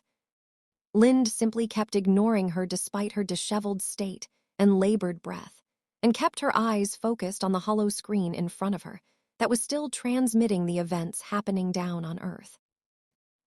Pan let Agata down with the rest of the injured before dusting her hands off and turning to the rest of her followers. Well, I guess that's all. We already achieved what we came here to do. YAMI is no more. Their remaining forces have now been brought under my command, and we had a lot of outstanding battles in the process. All in all, I say it's been a very productive day, don't you think? She said towards her minions that started to crowd around her. Yet you don't seem all that pleased at our success. It's something wrong? Whip asked, taking notice how Pan showed a remarkable lack of cheerfulness at their victory in here. Pan just looked contemplative to a side for a moment before releasing a sigh. Don't get me wrong, you all fought great. All your battles were fantastic. But I am still unsatisfied. I mean, you all fought at the best of your skills and were pushed to your limits and forced to give your all in order to win. But for me, it was just too easy, she said in a disappointed tone before she turned to look at her new right hand. Do not take offense, Kashinada. You are certainly the strongest woman this planet has been able to produce, but compared to me, that level of strength means nothing. I didn't even have to break a sweat in order to defeat you, whereas the rest of you had to make an actual effort to achieve victory. I barely had to move a muscle. It was so unsatisfying. It is such a letdown that no one here is able to last more than a single hit against me. Oh, how much do I crave for a real challenge? The alien girl complained in a vexed tone around her. Her minions nodded in understanding, realizing it must pretty boring for her to be able to easily defeat all of her opponents all the time at the first strike. Shu, from the Nanto users that had gathered close to where everybody else was standing, spoke. Yes, it must be pretty disappointing to win all the time without having to make any effort. Certainly the life of the winners who are at the top is a lonely one, he said in a calm tone. Some nods were earned at his statement. Mature then turned towards her boss. But regardless of that, mistress, I really don't think we are going to find any worthy opponent for you anytime soon. I mean, I seriously doubt there are human beings on this planet that have the strength of Superman, can move at the speed of light or destroy entire war fleets with their sight alone, she said, taking both of her hands to her hips and giving a clueless look. If only she knew, she would be surprised. Souther just smirked at that last statement. Yes, that last feat was certainly quite impressive. We Nanto users are very curious about your strength, he said with a freaking wicked smile. Pan simply kicked some dust aside with her feet, trying to fight her depression. I know. It's just that it's hard, you know. Sai, being the only powerful alien girl in this planet, is quite boring. I wonder if I would ever be able to find someone here on Earth who will force me to fight at my true strength. In heaven, a smile made her way into Lin's face. She finally calmed down and simply hefted her halberd on her shoulder before proceeding to walk out of the control room, her smile still in place. Obviously, the rest of the goddesses were completely caught off guard by this sudden change of demeanor. Lin-sama, are you okay already? Lin-sama, where are you going? Chrono asked as she tried to catch up with her commanding officer. Lind simply kept walking at a fast and brisk pace, ignoring all calls from her junior recruit. Her speed began to increase with every step until she completely left the younger goddess behind. She then blasted off at high speed through all of heaven, rushing through the entire celestial city until arriving at the gates of heaven itself. Gate, open the way to Midgar now, she ordered briskly to the program in the form of a small blonde girl that controls the access between heaven and earth. The girl simply turned at her direction and blinked. For what reason do you desire to go down to Midgar, Lind? There's no currently any contract or mission that requires of you to go down, nor has Kami-sama informed me of any. Hey. The small girl was interrupted from finishing her statement as Lind suddenly and roughly grabbed her by her cloak and lifted her up from the ground. I am telling you to open the way, so stop asking questions and do as I told you. Lind said in a cold, cutting tone as she brought the smaller program up to her face. Gate Chan was simply too intimidated by the harshness of Lind's stare that all she could was dumbly nod and bow to the wishes of the blue-haired goddess. Soon enough, Lind traversed through the dimensions and was deposited above the skis of Tokyo. Two blinding white glows suddenly emanated from her back that took the form of two twin little blonde angels that appeared floating behind her, one with his eyes of a brilliant sapphire blue, the other with eyes of a vibrant ruby red, both having only one wing, opposite to each other. Lind looked over her shoulders towards each of her angels. "Come on, cool mint, spearmint, let's go," she said, making her angels nod. Then Lind began to cut her power loose as her angels stretched their wings wide behind her, before she blasted through Earth's stratosphere at light speeds. The show of power did certainly not go unnoticed. The three goddesses' sisters, or is it godly sisters, in the Morisato household immediately sensed the high magical buildup from a fellow goddess. What was that? Is that Lind's energy? Why is she letting so much of her power out? Erd asked as she sharply turned her head in the direction of the magical signature. From her position besides Kiichi, her sister Beldandy suddenly filled with worry. "I don't know, but I have a bad feeling about what this could mean." Inside her abandoned basement, Mara too took notice of the sudden power spike as she turned her head to a side. Oh, I think things are about to get interesting again," she said as she kicked back into a relaxed, comfortable position and turned her attention back to her TV screen. The high buildup of power was easily detected by Juru's sensors with a loud beep. The tiny robot immediately turned towards his owner, alerting and startling all the people present at the abruptness of his interruption. "Pan, I detect a very powerful magical signature making its way towards our location at extremely fast speeds, Juru." "What?" Pan said in surprise, wondering what the hell is going on now. She turned in the direction the tiny robot was pointing, and thanks to her superior eyesight, she immediately took notice of a fiery comet blazing through the Earth's orbit and coming straight into her exact location. A new challenger approaches. She then turned towards her minions in alarm. "All of you, get the hell away, now!" Pan yelled immediately, much to the confusion of her followers. She then flared her Ki in order to create a sudden shockwave that blew all of her followers, not too gently, several yards away from her, and sent them crashing into the ground pretty roughly. "Ouch, Pan, what the hell?" Whip began to say, but all complaints were silenced as a blazing projectile suddenly impacted into Pan with a massive detonation, creating such a powerful shockwave as to break all of the windows in every single building in a square mile from the point of impact, and create a tremor that was felt in the entire Tokyo metropolitan area. The strength of the impact brought all of the people present into the ground again and waked up every single of the fighters that were unconscious. All of the fighters were left momentarily in a state of panic and confusion, as nobody knew what the fuck had just happened. Looking at the direction where Pan had been standing, all that could be seen was just a massive and thick pillar of smoke. The people watching the live feed were too left wondering what had happened, as everybody had thought that the fighting was done and were about to return back to their normal activities when this sudden development took place. Eventually, the dust began to settle, and everybody could see Pan with her arms up, blocking the strike of a halberd belonging to a young cobalt blue-haired woman with 3 blue dots, positioned in a triangle on her forehead, wearing a very tight and snug white outfit that hugged every single one of her curves perfectly. The strange woman with asymmetrical hair suddenly opened her mouth and said, "Fight me, now." Yes, time for the first earth-shattering battle of this story, and also time for the goddesses to be revealed to the entire world. In case somebody thinks Lind is being too hot-headed, actually after reading the manga and taking a look to her personality, I can clearly picture her doing something like this. We are talking about a badass action girl whose only passion is battle and fighting things.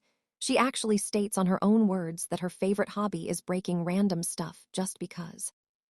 So she would certainly get all excited after watching such amazing fights and would look for a worthy opponent in which to relieve her violent tendencies. Consequences be damned. This is a woman who doesn't hesitate, nor wastes time, to greet Dame Acacho Hild with a halberd smash to the head as soon as she lays eyes on her. So yeah, she is that brazen, and I really like her for it. And yes, she can fight Pan in an equal standing because she's that powerful. She can move at the speed of light and break anything standing in her way with her fists. Her halberd is actually her limiter. She just wields it to give her opponents a fighting chance. She was the only one in the manga who forced Hild to take one of her limiters in order to fight her. And Hild is so powerful that with all of her limiters on and her power suppressed to the minimum, she still causes dark, stormy clouds to block the skies, lighting to fall down, the earth to start trembling, and gale force winds to start blowing. It was stated that without her limiters, her mere entrance, just her appearance, would have destroyed the entire metropolis of Tokyo. So yeah, Lind does have what it takes to give Pan a workout, as most of her mana is used to boost her physical skills. About Rei killing Yogi through a cheap shot, that is actually pretty in character. Just remember the way he was introduced for the first time in Fist of the North Star, and you'll know he is not above employing trickery and deceit to deal with his enemies. I did this way because I realized Aganasu could be strong enough to kill Rei, after I remember his fight with Elder Hayato, but I also remembered that in that fight, he gave the impression of being easily tricked. I mean, he was able to match the Elder, but Hayato wasn't taking the fight seriously either. I mean, what I should think about a swordsman if his opponent suddenly fools him and begins to sleep in the middle of their combat. CH16. Fight me, now, the newcomer said in a demanding tone that harbored no room for argument. Pan took a moment to inspect her assailant appearance, her blue cobalt hair that was shoulder length on the right side of her face and only jaw length on the other one. Her military-looking white tight suit with blue edgings and trims composed of a coat split in two long flaps-like tailcoats at the bottom to cover her sides and legs, and from the shoulders to cover the arms. Pants, boots, and gloves were also part of the white set. Her deep-sea blue eyes, the three blue dots positioned in the shape of a triangle in the middle of her forehead, the ebony black halberd with golden engravings on the axe blade. But the most striking feature were the two radiant, glowing white wings that sprouted from her back that were just as long as the strange woman overall height. The wings stretching at their full length behind her, displaying their full splendor for all to see. Some few feathers floating around placidly in the air after being detached by the strength of the impact. Pan immediately knew the woman must be of divine origin. How curious. She hadn't expected to draw the attention of the deities of this planet so soon. Oh well, having regular run-ins with the gods of the universe is a common thing for her family. At the distance, the alien girl could see her minions gaping jaw-slacked. Clearly they too are surprised by this woman's appearance. Letting out an annoyed huff, Pan flared her ki and pushed the blue-haired woman several yards away with a sudden pulse of energy. The woman simply landed graciously on her feet despite having been caught off guard by the sudden power spike. Newcomers should introduce themselves first before trying to make demands out of other people. Though I don't mind being sought upon for a fight, I would at least like to know the name of my challenger. Pan simply said nonchalantly as she crossed her arms and assumed an unconcerned stance. The white-dressed woman seemed puzzled for a moment. It seemed she was about to charge at Pan again after being pushed away from her, just to suddenly stop as soon as she heard her talking. She then gave a nod of understanding before dropping her hostile stance. The glowing intensity of her wings increased for a moment before they disappeared completely, leaving only a trail of feathers behind as the woman stood straight with her halberd raised high on her side. I am Lind, Goddess First Class, Special Duty, Unlimited, Commander of the Valkyries, Heaven's Elite Combat Division, she said in a very authoritative and professional tone that clearly told she was being absolutely serious. The world was simply gaping gobsmacked at the statement of the angelical woman. In the residence of the Norns, the four people gathered there were simply staring at the TV screen with plain dumb-stricken expressions. That is until Skuld's temper blew a lid and raged all over unrestrained. No, Lind, what is that idiot doing? She just confirmed the existence of the gods to the entire world. Oh dear Kami-sama, we're so screwed. Father is going to be pissed. This could mean the beginning of Ragnarok. She yelled, waving her arms around, running about like a headless chicken. Her hysterical breakdown began to annoy the eldest of the three sisters, who simply knocked her in the head with her entire fist. "Hey, that's enough pipsqueak. Calm down. Yes, things are bad, but there's no need to panic yet. We may yet find a way to salvage this situation if we act quickly," Erd said, trying to keep the youngest of the three sisters from overreacting. Skuld just snapped out of her funk to look up at her eldest sibling with an incredulous look. "Salvage this situation. Salvage this situation. Just what exactly do you think can be done to salvage this situation when the whole existence of the gods has been revealed to the entire world on live TV? Tell me," she demanded as she was about to break in hysteria again. Erd just looked at her younger sister for a second before sighing in defeat. "I don't know, Squirt, but we cannot let things end like this," she said before turning towards Belldandy and staring at her square in the eyes. "We have to do something." The kindest of the three sisters nodded in acknowledgement. "We have to go there and stop Lind from fighting against Pan. We may still have time to fix this situation." Erd nodded in response, while Skuld looked a bit unconvinced for a moment before deciding to trust in the judgment of her favorite older sister. The three sisters then proceeded to leave the room and move outside to take to the skis, but not before Belldandy spoke with Keiichi first. "Please, Keiichi, stay here while we go and try to stop Lind." The young man didn't seem pretty thrilled by that request. "You just expect me to remain here and let you all go alone to stop Lind and probably face this Pan girl on your own? She's probably the most dangerous opponent, other than Erd's mother, that you will ever face. More powerful even than the Lord of Terror. I cannot simply remain here while you put your lives in such great danger," he exclaimed with a determined stare. "Please, Keiichi, do it for me. This would be extremely dangerous and I would not like to see you getting hurt. We will try to solve this situation without resorting to violence. But if we were to be forced to fight, I'm not sure how widespread the destruction would be, and I would not wish to see you been caught in it. So please, stay here where is safe," she said before walking outside the door and floating into the sky where her sisters were waiting already for her. Erd floating on her own, while Skuld was riding a very advanced-looking hoverbike. The three sisters then departed together until they disappeared at the distance. Keiichi followed them outside and watched them leave as they flew away until they became just some small dots at the distance. "If you think I will simply stay here with my arms crossed while your lives are in danger, you've got another thing coming, Belle," he said as he turned around and ran in search of his bike outside the temple, got atop its seat, and donned his helmet before setting off in pursuit of the three sisters. Down in Niflheim, the laugh of the Dame Acacia reverberated throughout the place again. Ha ha ha, I just can't believe this. I never thought dear Lind would be so bold as to personally go in search of Pan and demand a fight out of her.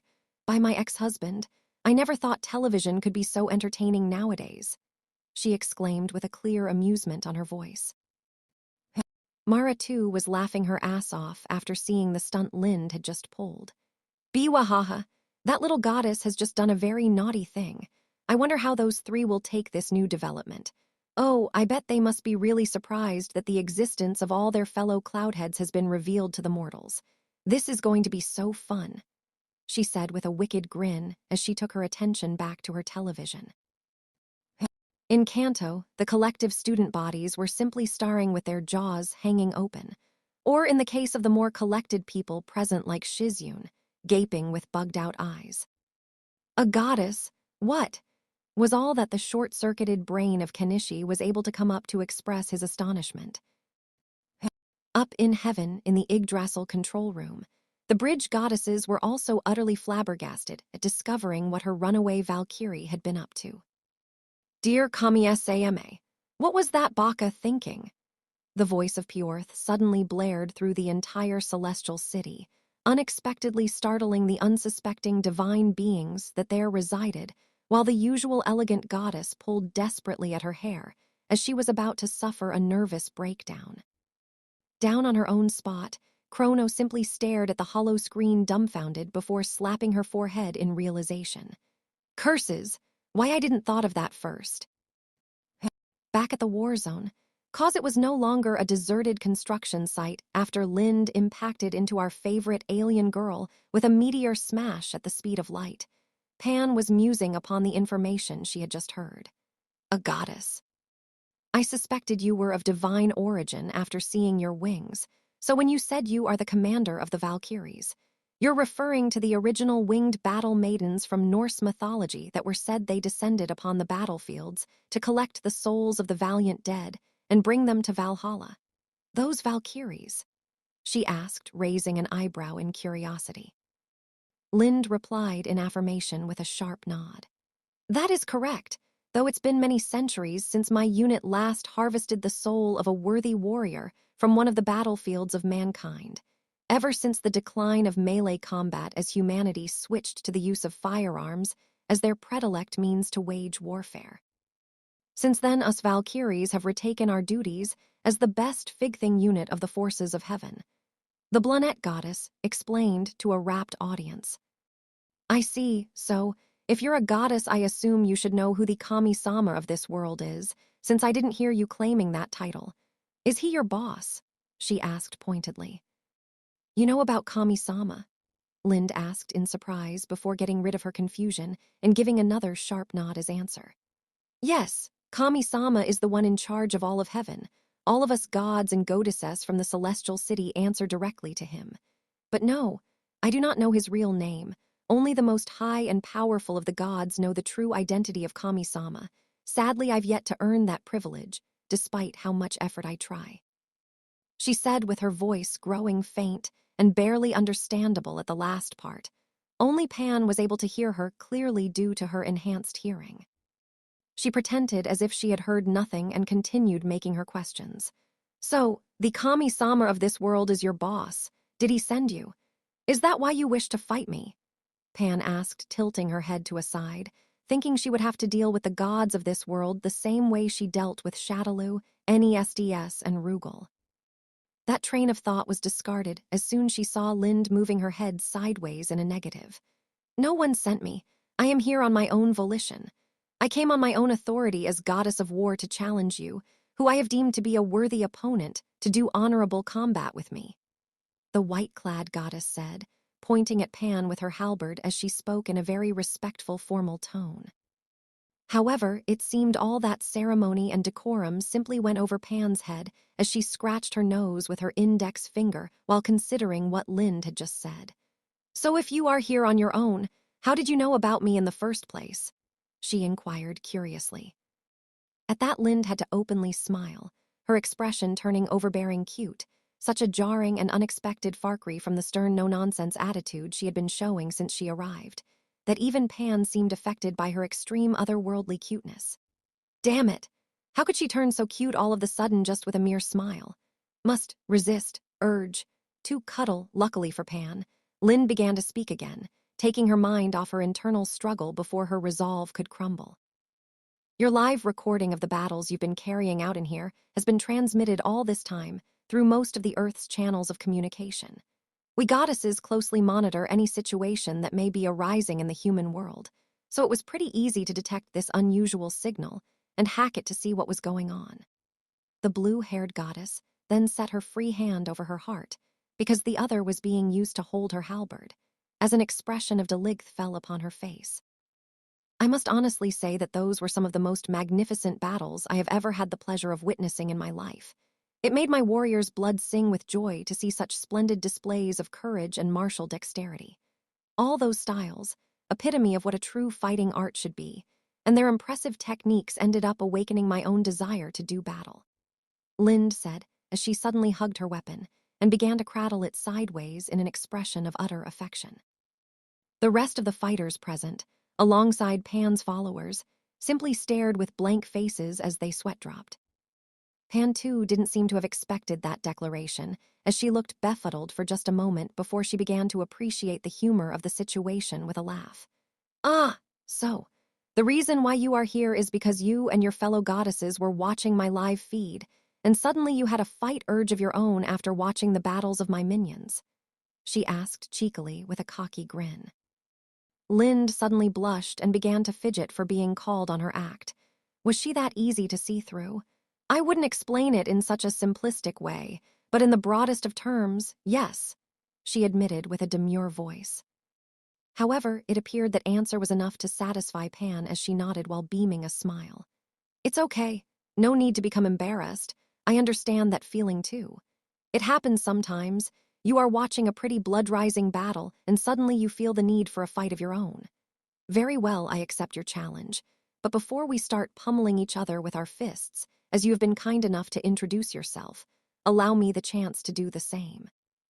Lind could only nod happily, as the alien girl took a serious stance of her own. Pan was gracious enough to offer a polite bow as greeting before speaking. My name is Sun Pan, the Saiyan, daughter of Sun Gohan, granddaughter of Sun Goku, great-granddaughter of Bardock. She then began to crack her knuckles with loud pops. And I'm about to give you a taste of my family tradition of kicking other people's asses, she said with a wide smile. Lind was surprised at the revelation of Pan's heritage, but rather than being intimidated or worried at knowing about her family tree, she seemed fascinated and excited at the prospect. Those names are all well known in the afterlife: Bardock, destroyer of worlds, conqueror of galaxies, exterminator of species, the most dangerous criminal that the universe has ever known. Son Goku, savior of the universe, the great restorer of the Saiyans, as he single-handedly defeated his own father and the whole Saiyan royal family in singular combat, and forced his entire race to turn a new leaf by abandoning the ways of space piracy and planet conquering. Winner of the last grand tournament of the afterlife, the competition where the most powerful souls from the deceased in all the universe fight for the title of the strongest every 100 years. Slayer of the Majin Buu creature, the devourer of life, the greatest threat that the universe has ever known, for its purpose was to devour every single living thing in the whole of creation. Vanquisher of Bills, the elder god of destruction, he who is tasked with destroying entire galaxies in order to make sure new ones are born. He first had the honor of becoming the first individual to have survived a battle with Bills, and prevented him from carrying out the destruction of a planet for the first time in all his eons of existence. And then he managed to defeat Bills in a second encounter, earning him the title of Vanquisher of Gods. And Son Gohan, another great warrior, known to have killed the Cell creature, who is one of the most dangerous inmate currently being held in a hell dimension, also known for having fought alongside his father and grandfather against Majin Buu, and being one of the warriors that aided in his demise, has the honor of being the first mortal to be invited to the planet of the Kaioshins in order to be trained by the Grand Kaioshin himself. And he's credited to have broken the legendary Z-Sword and released the Elder Kaioshin from his imprisonment inside the blade. As a result, the Elder God rewarded him by doing a ritual that required the use of all of the Elder Kaioshin's magic in order to release all of Son Gohan's inner potential. A ritual that is rumored to have taken 36 hours, if I'm not mistaken. At the end of her speech, the people watching the fight were simply gobsmacked by the revelation of how much more powerful are Pan's relatives, Godamit, as if her own power wasn't unbelievable enough. I am perfectly aware of the things my own family has done. What is your point by telling me something I already know? Pan said in a brisk, cutting tone. She didn't like much to recall the achievements made by her progenitors, as it was a bitter reminder of the legacy waiting heavily behind her, as she has yet to have her own chance to have a challenge that would push her to her real limits just as her ancestors did. Lind couldn't help but smirk at that response. It's just that I hadn't expected you to be of such prestigious pedigree. You are descendant of the most powerful warriors in the universe. It only makes me want to fight you even more, the Blunette goddess said as she began to grip her halberd with shaking hands, as the excitement inside of her reached unbearable levels. I can wait no longer. Our battle will surely be a match to remember, she said, shaking in anticipation. Pan just smirked at her response. Flatterer! She then blew some air and crossed her arms as she assumed a cocky pose. Very well, if you can barely contain yourself, then go ahead. I'll let you have the first strike, she said in an unconcerned tone. Lind didn't need any further invitation, because as soon as those words reached her ears, did she blasted towards the smaller alien girl and smashed her halberd right on her position with such speed that none from the audience, not even the grandmasters, were able to see how she got there. She had just been standing on her spot, and then in less than it took to blink, did she crashed her entire weapon atop the form of the young Saiyan, striking the ground with such a thunderous force that all the people present in the field could feel the earth breaking underneath their feet as they almost missed a step due to the sudden tremor. Another thick cloud of smoke was released by the impact, keeping the blade and head of the halberd hidden from sight. But that was of no concern to Lind, as she looked to the left in puzzlement and found Pan standing in the same arm-crossed pose without any change at the side of the spot she had been previously at, where the goddess attack smashed into. "Well, you weren't lying when you said you could barely wait," Pan mentioned casually, stunning the audience that had believed she had been struck in full. "You're going to need more than that to impress me, though I give you points for eagerness," she said, beaming a smile. Lind said nothing, and simply swinged her halberd again at her in an horizontal arc at speeds beyond that of even the Grandmaster's eyes. Pan again evaded Lind's weapon by leaning her entire body backwards until it was completely parallel to the ground, as if almost laying on it, only avoiding touching the earth by a mere centimeter. Through all this, Pan had yet to uncross her arms. Once more, Lind smashed her halberd on the short girl's location, and once more Pan evaded by flying away from the impact zone and righting herself up in the air as the white-clad goddess struck the ground again with her weapon. Wordlessly, Lind flew after Pan and began to try to land a hit on her with a barrage of swings from her halberd. The attacks so fast as to cut the air, making the distortions of such fine cuts the only thing able to be seen by the naked eye, the metal of the halberd humming loudly with each swing. The battle between the two powerhouses had clearly without a doubt begun in full. Fall of Wayami. Extra round. Lind vs Pan. The audience was simply astounded by the high-speed fight as both combatants chased each other, flying all around the place so fast that all which could be seen were only the shockwaves and the destruction brought by Lind's swings. Pan having yet to lift a single finger or change her pose, the enormous crater that the construction field had become after Lind's arrival soon found itself being teared apart by long and wide sudden cut marks that began to appear, practically out of nowhere, as each mark carved off large chunks of earth and debris from the war-torn landscape.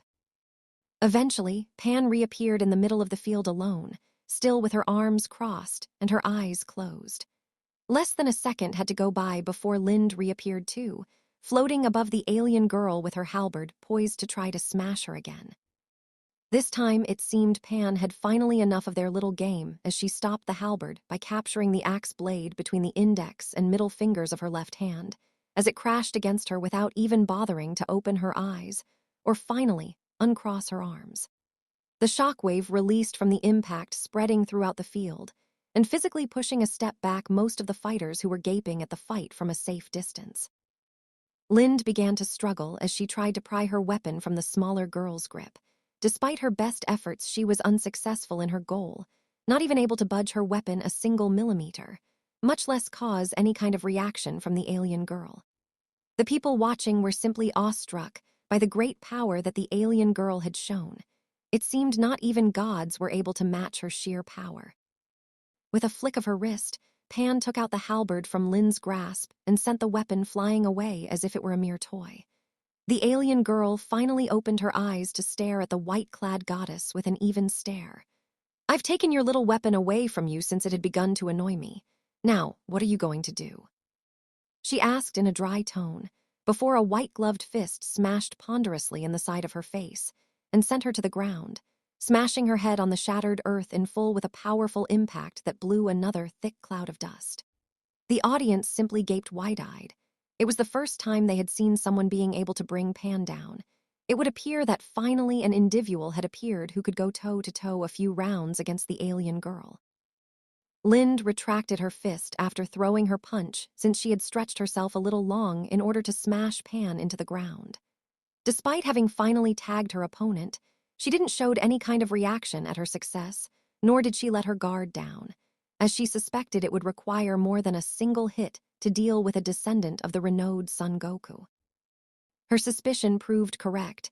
As the smokescreen began to settle, she was able to see Pan once more floating again, still with her arms crossed and not a single scratch on her. No, that was a lie. On a closer examination, she was able to discern some faint scrap marks on her left cheek where her own fist had impacted. Pan slowly and deliberately brought a hand up and raised one finger that she put inside her mouth and began to run over the interior of her bottom lip with it, on the side of her face where she had been struck. She then pulled her finger out of her mouth and brought it up to her eyes to examine it, and was able to see a small red stain mixed with traces of her saliva. The people on the audience were gaping even more, as this has been the very first time they have seen Pan actually bleed. The alien girl simply nodded to herself at this discovery. Not bad at all," Pan said in a pleased tone, before focusing her attention squarely on Lind. "I take it you must have been restraining yourself. That punch of yours was much stronger than all of the attacks you launched with your weapon so far." The blue-haired goddess simply nodded in response to that assessment. "That is correct. My halberd is actually a limiter that keeps most of my powers suppressed. All of us goddesses are forced to wear limiters of some kind or another to keep our powers down when we visit Earth, since our powers, if left loose, could cause great devastation to the world. However, I mainly use my halberd to give my opponents a fighting chance," Lind said as she bumped her fists together and cracked her knuckles. Pan just tilted her head to a side and thought, "I see. Mighty pretentious of you to believe you should hold back against me. That kind of thinking could prove fatal when dealing with a Saiyan," she said in a warning tone. Lynn didn't seem fazed by the alien girl's threats. She actually snorted to her face. The balls on her. "If anyone should feel insulted about not being taken seriously, it should be me. Even now, after receiving a sample of my true power, you're still holding back most of your own strength," the Blunette accused, pointing at Pan with her finger. "Oh, you caught on that," Pan replied with a smug smile, not ashamed in the least for having been caught on. "Yes, that's true. I too am holding back most of my real strength in order to test and gauge your own power level. Can you blame me? If I were to use most of my power to deal with opponents that are much weaker than me, it would be nothing but a total waste of energy from my part. I have to first determine the strength of an opponent in order to respond with the appropriate amount of force. Otherwise, I would be leaving a trail of bodies wherever I go, and that can quickly end up becoming annoying," she said, shaking her head to get rid of the troublesome thought.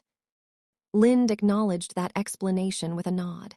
"I understand," she said, but then she locked eyes with Pan as her expression turned stern. "But as a goddess of war, my pride cannot be satisfied unless you fight me with your full strength." Pan just replied with an even stare. "Goddess or not, if you want me to fight you seriously, you'll have to prove yourself worthy of it first." Lind narrowed her eyes in defiance as she assumed a stance. "I'll show you how much worthy I am," she said in a brisk tone as her muscles began to tense in preparation for her next attack. Pan openly grinned at that response. "Now that is the right attitude. Tell you what, I'll let you strike me with your best shots for a few minutes to test if you are worthy to face my full power," she said rather arrogantly as she finally uncrossed her arms and opened them wide, leaving herself open to any attack. "I promise I will not fight back, so go ahead, feel free to cut loose." Lind certainly took her at her word, for she didn't hesitate to immediately lunge at her and sink her fist into Pan's abdomen with such might as to release a deafening thunderclap and create a destructive shockwave that exited through alien girl's back and shot into the sky like a bullet, leaving a long and clearly visible air pressure with the thickness of a cannon as a trail. Then, Lind struck with her other hand, again striking Pan in the abdomen with the power of an artillery strike, before she began to interexchange hits with both hands as she began to land thousands of punches at light speed.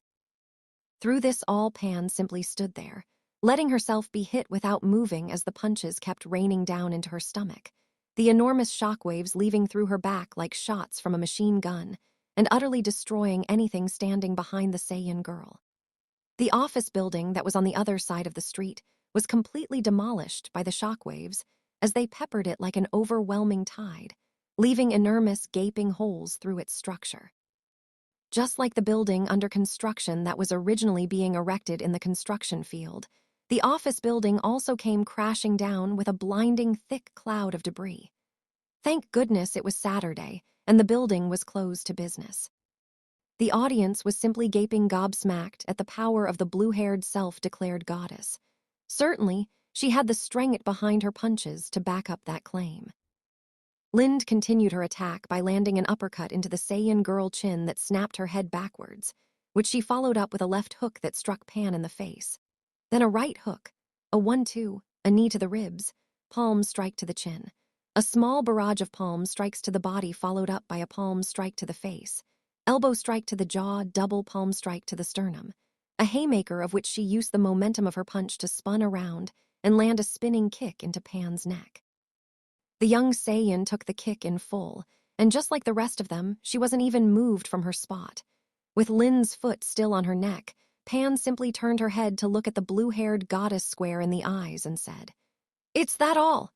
lifting an eyebrow in amusement with a cocky grin to match. Lind, for her part, showed no visible reaction to Pan brushing off all of her attacks other than blinking in puzzlement. A small, eager smile began then to form at the corner of her mouth. Her answer to Pan's statement was to raise her stretched leg high over her head before dropping her heel atop the alien girl's skull, forcing her head down. Lind then lunged forward and clinched Pan's head by the back off her neck before she began to deliver a series of knee strikes right into her face. After a few seconds of pummeling her with her knee, Lind brought the younger girl up and raised her head towards her before delivering a headbutt right into her nose. The blunette then grabbed Pan by the sides of her face and lifted her up completely high into the air, stretching her arms completely over her head as she began to chant a rhymed spell that began to summon a dark, stormy cloud that blocked the entire sky over Tokyo's bay. As the white-clad goddess kept chanting her spell, the black cloud began to grow more and violent as it began to fill with static charge, making it release numerous discharges of thunder and lightning. Finally, once she finished her chant, a massive, blinding white ray of lighting struck from the heavens, impacting upon the aloft form of the alien girl and filling her body with millions of volts of electricity.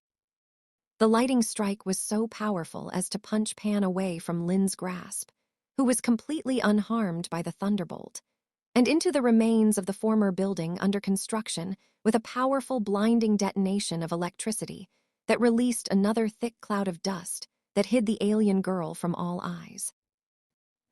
Over the skis of Tokyo, the trio of divine sisters were suddenly surprised by the unexpected blackening of the sky as they looked startled over all of their surroundings.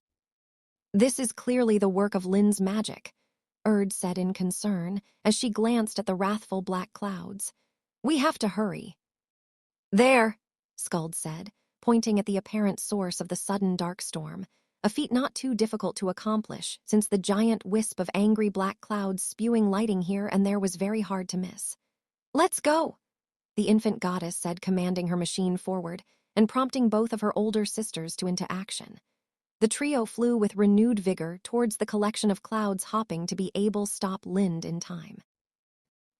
In Kanto, the collective groups of students were simply staring at the video feed, with their jaws hanging open.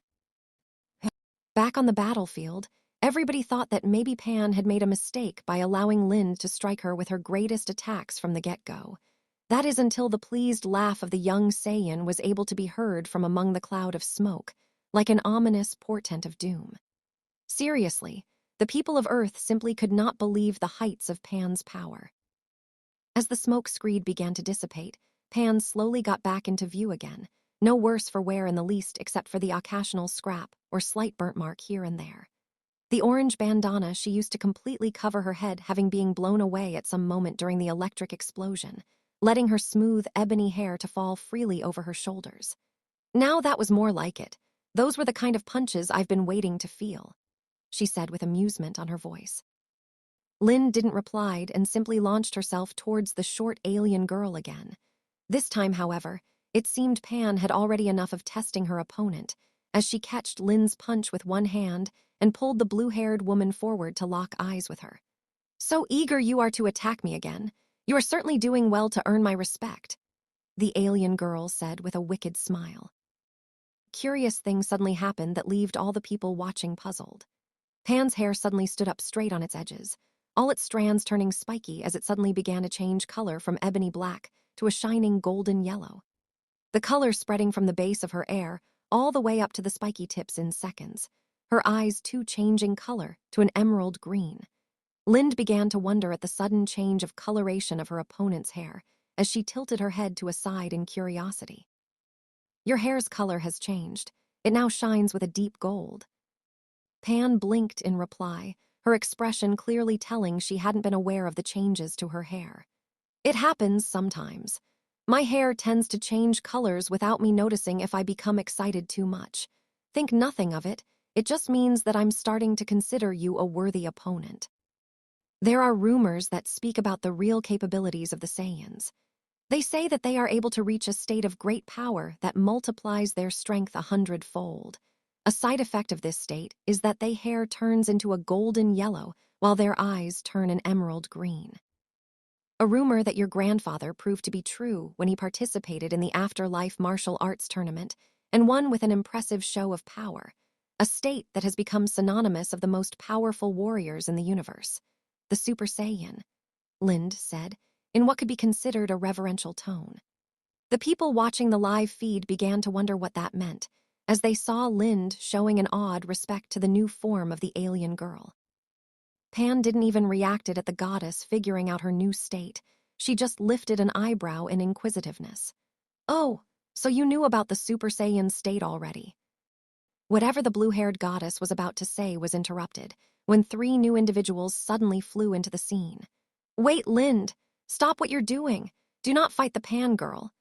Both combatants had their attention taken away by the sudden voice as they turned in the direction from where it had come from. Pan was able to see 3 women floating towards their position. A beautiful brunette woman in a blue overcoat and tight white outfit very similar to Lind's own, except without the military look. A stunning white-haired bronze-skinned bombshell in a purple tight outfit with violet shoulder pads like those of a cape to hold the flaps that hanged from her back. And a small and cute 13-year-old girl riding a hoverbike with a white outfitted overcoat combo.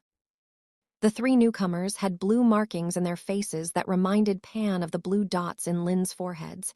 If she were to hazard a guess, she would say these 3 were also goddesses just like Lind. Oh joy, more people to play with. Beldendi, Erd, Skuld, what are you 3 doing here? Lind asked, staring at the newcomers with a perplexed look. The brunette on the lead, Beldendi, was the one who replied first. We came to stop your combat with Pan. Don't you know it's too dangerous to fight her? You've broken too many rules just by coming here, she said in a pleading tone. Pan simply stared at them and spoke. I take it, since you're dressed very similar like Lind, you must be also goddesses just like her who don't approve of her decision of coming in here to fight me, she said in a smart-ass tone.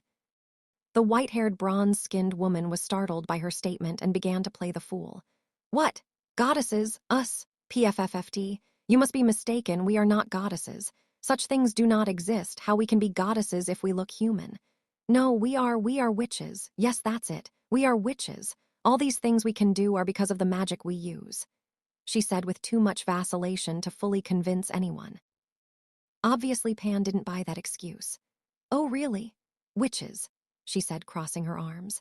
Then tell me this, how come if you all are witches, Lind here showed she possesses the wings of an angel, was able to toss punches at the speed of light, keep up with my pace, which is something no mere human, no matter if they can use magic or not, can do. And she also knows many things that only someone with strong ties with the afterlife, and that has actually been there, would know. Oh. And let's not forget your names, Erd, Beldandy, and Skuld, which, by the way, are the names of the legendary Norns from Nordic folklore that control fate and rule over the destiny of gods and men. Too much of a coincidence if I say so myself, she asked with a pointed stare. Erd simply gaped with an incredulous face.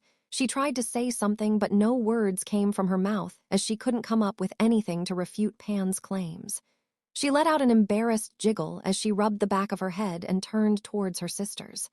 I don't have anything, she said lamely.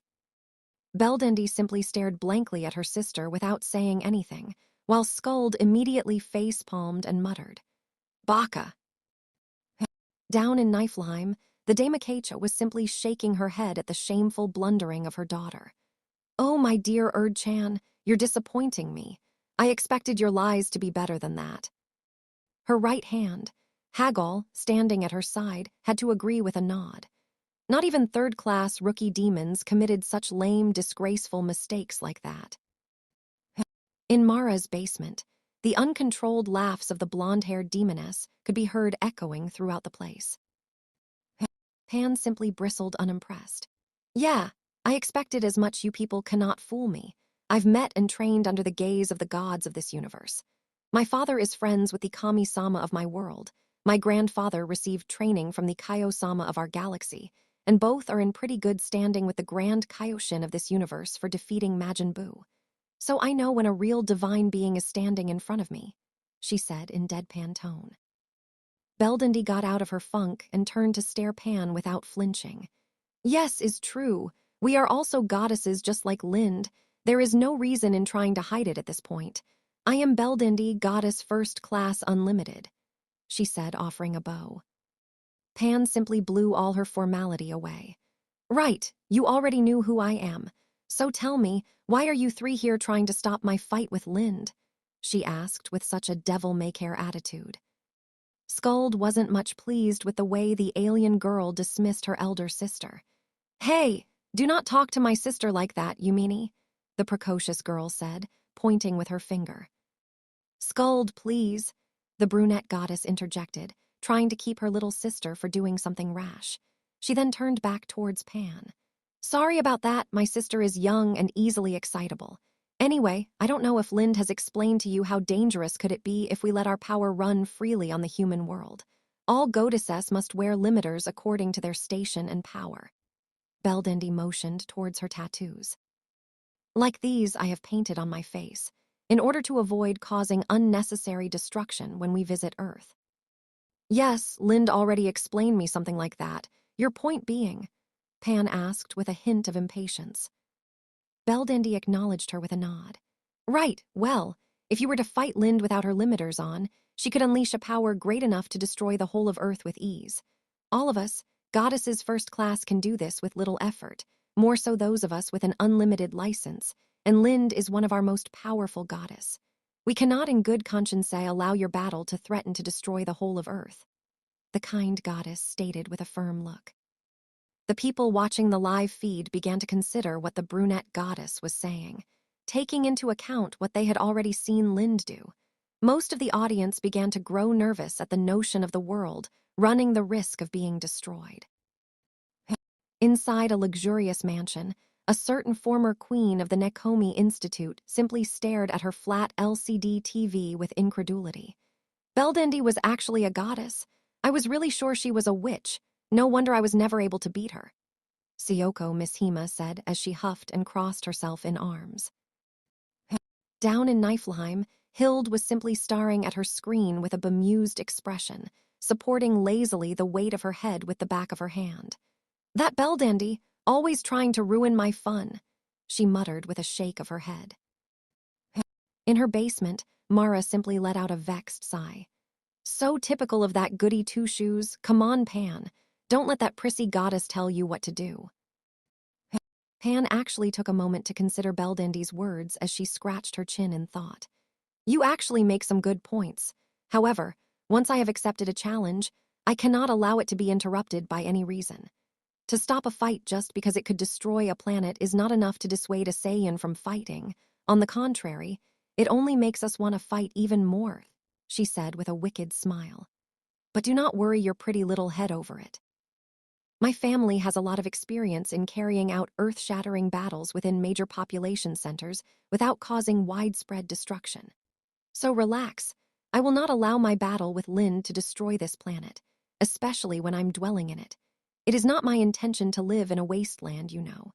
Some Saiyans might find such outcome preferable instead of having to deal with the pesky locals. I myself prefer much more the comforts of modern society. Pan explained with laid-back attitude. Beldandi, however, was not convinced by that argument and shook her head sideways in disagreement. I'm afraid we cannot accept that. The rules we have to follow clearly state it is forbidden for a goddess to unleash her full power under any circumstance while on ear, unless ordered otherwise by Kami-sama himself. She explained as diplomatically as she could. Pan simply narrowed her eyes at her. Then it seems we are in disagreement. and now you seem to be standing in my way, and we Saiyans do not tolerate anyone trying to interrupt our fights." She then turned sharply towards Lind. "Say, Lind, do you mind if I knock out your friends? I promise not to cause any lasting damage. It is only to keep them from interfering with our fight," she said in a sweetly tone. Lind actually began to consider Pan's offer, much to the three goddess sisters' shock. "I don't know. Beldindi is one of the few real friends I have, and I really like her very much. I would not wish to see her hurt, but she is getting in the way of our fight." She began to muse on her decision for a few moments before giving an answer. "No, I do not wish to sacrifice our friendship for my own selfish desires. She is my friend, and I appreciate her very much," she finally said, much to the joy of the Norn of the present. Pan just shook her head. "Sorry, but that's not an option. You cannot back up from your fight against a Saiyan once you have issued and accepted the challenge. I'll be as gentle as I can with your friend, however," Pan said, before she vanished from all sight in a sudden rush of speed, only to reappear right behind Beldindi all the way up on her position high in the air before anyone could react, and knocked her out with a fast chop to the back of her neck. The eyes of the brunette goddess rolled to the back of her head as she began to topple forward. Pan caught her gently just in time to avoid her from hitting the earth, and held her unconscious form by circling her waist with one arm, leaving the head, arms, and legs of Beldandi hanging limply. The sisters of the Norn of the present obviously didn't take well the sudden aggression to their kindest sibling. "Beldandi, why did you attack her?" Erd yelled in alarm, before rage began to take over her body, and she immediately flew towards Pan in retaliation, her power cracking and bursting from her body as she cut her mana loose to attack the alien girl.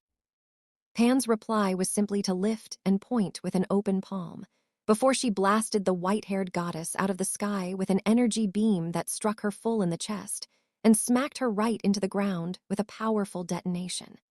Pan then lifted her free arm to catch a punch from Lind herself, who was none too pleased at the alien girl for attacking her friend. "You attacked Beldandi, after I told you not to. Why?" she demanded in a very cutting tone of voice. Pan just pulled the blue-haired goddess forward to look at her in the eye. "Just hang in there for a moment. I'll make sure to get back to you once I've dealt with these interlopers," Pan said to Lin's face with a smile before she tossed the blue-haired goddess aside with great force. She then turned once more to deal with the last of the Norns, who was rushing at her from behind with her hoverbike.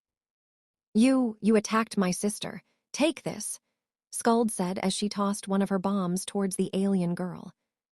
Pan simply caught the explosive with her free hand and crushed it between her fingers as it detonated, covering her hand in a cloud of smoke. The Saiyan girl then disappeared again and reappeared right in front of Skuld, before destroying her hoverbike from underneath her with a kick before the youngest Norn could blink. Pan then caught the child goddess by the front of her suit before she could fall to the ground and brought her close to her face to stare at her in the eyes. Skuld could do nothing but gape in nervousness as she found herself hoisted in the air under the immutable gaze of the alien girl that had dealt with her and her sisters in less than a minute. She tried to say something, anything, but the paralyzing fear she felt by the closeness to such monstrous girl kept her from speaking. Pan simply stared at the squirming, fearful girl in her grasp for a second, before knocking her out with a headbutt to her temple. The child goddess' head simply snapped backwards and was left hanging in that position with a comically dazed expression plastered on her face. Before the alien girl could finally have a moment to relax, she was forced to fly up to avoid a sphere of blue lightning that sailed underneath her and struck the face of a nearby building with a powerful detonation. Pan then had to lean back to avoid a punch from Erd, who had rushed at her through the air displaying her own wings, one white and one black. Then again float a little more up and hunching her legs close to her chest to avoid a kick. Erd tossed another punch, but Pan put the unconscious Skuld in front of her to shield herself. Realizing the danger she had of striking her own sister, Erd jarringly stopped her attack in cold, only to receive a knee into her stomach for her troubles. "You shouldn't try to attack me while I'm holding both of your sisters in my arms. An accident could happen," Pan said with mock concern, before spinning backwards on a 360 degrees vertical turn and delivering an axe kick right on top of Erd's head, sending the bronze-skinned goddess plummeting into the ground once more and impacting into the earth with the force of an artillery strike. "Same goes for you too, Lind. You wouldn't want to hurt your friends by accident, do you?" Pan said, turning her head to glance behind her towards Lind, who was preparing to attack her while she was distracted. The Blunette goddess was forced to reconsider her course of action as she gritted her teeth in impotent anger while glaring at the golden-haired girl. Pan just beamed a smile at her before she started to descend at her leisure back towards the ground. "Ugh," Erd groaned, clutching her head in pain as she struggled to get out of the crater that had been created by her rough landing, her wings having fizzed out by the impact. She glanced up to see Pan coming down and touching the ground in front of her, still carrying the unconscious forms of her two sisters. She glared at the alien girl hatefully and immediately redoubled her efforts to lift herself from the ground. She was about to pounce on Pan again when male voice known to her interrupted her. "Wait, Yordi, stop." "Kiichi," Erd said in surprise, as she turned to look at the young man that captured her sister heart running towards her direction after getting down from his bike and tossing his helmet aside. "Idiot! What are you doing in here?"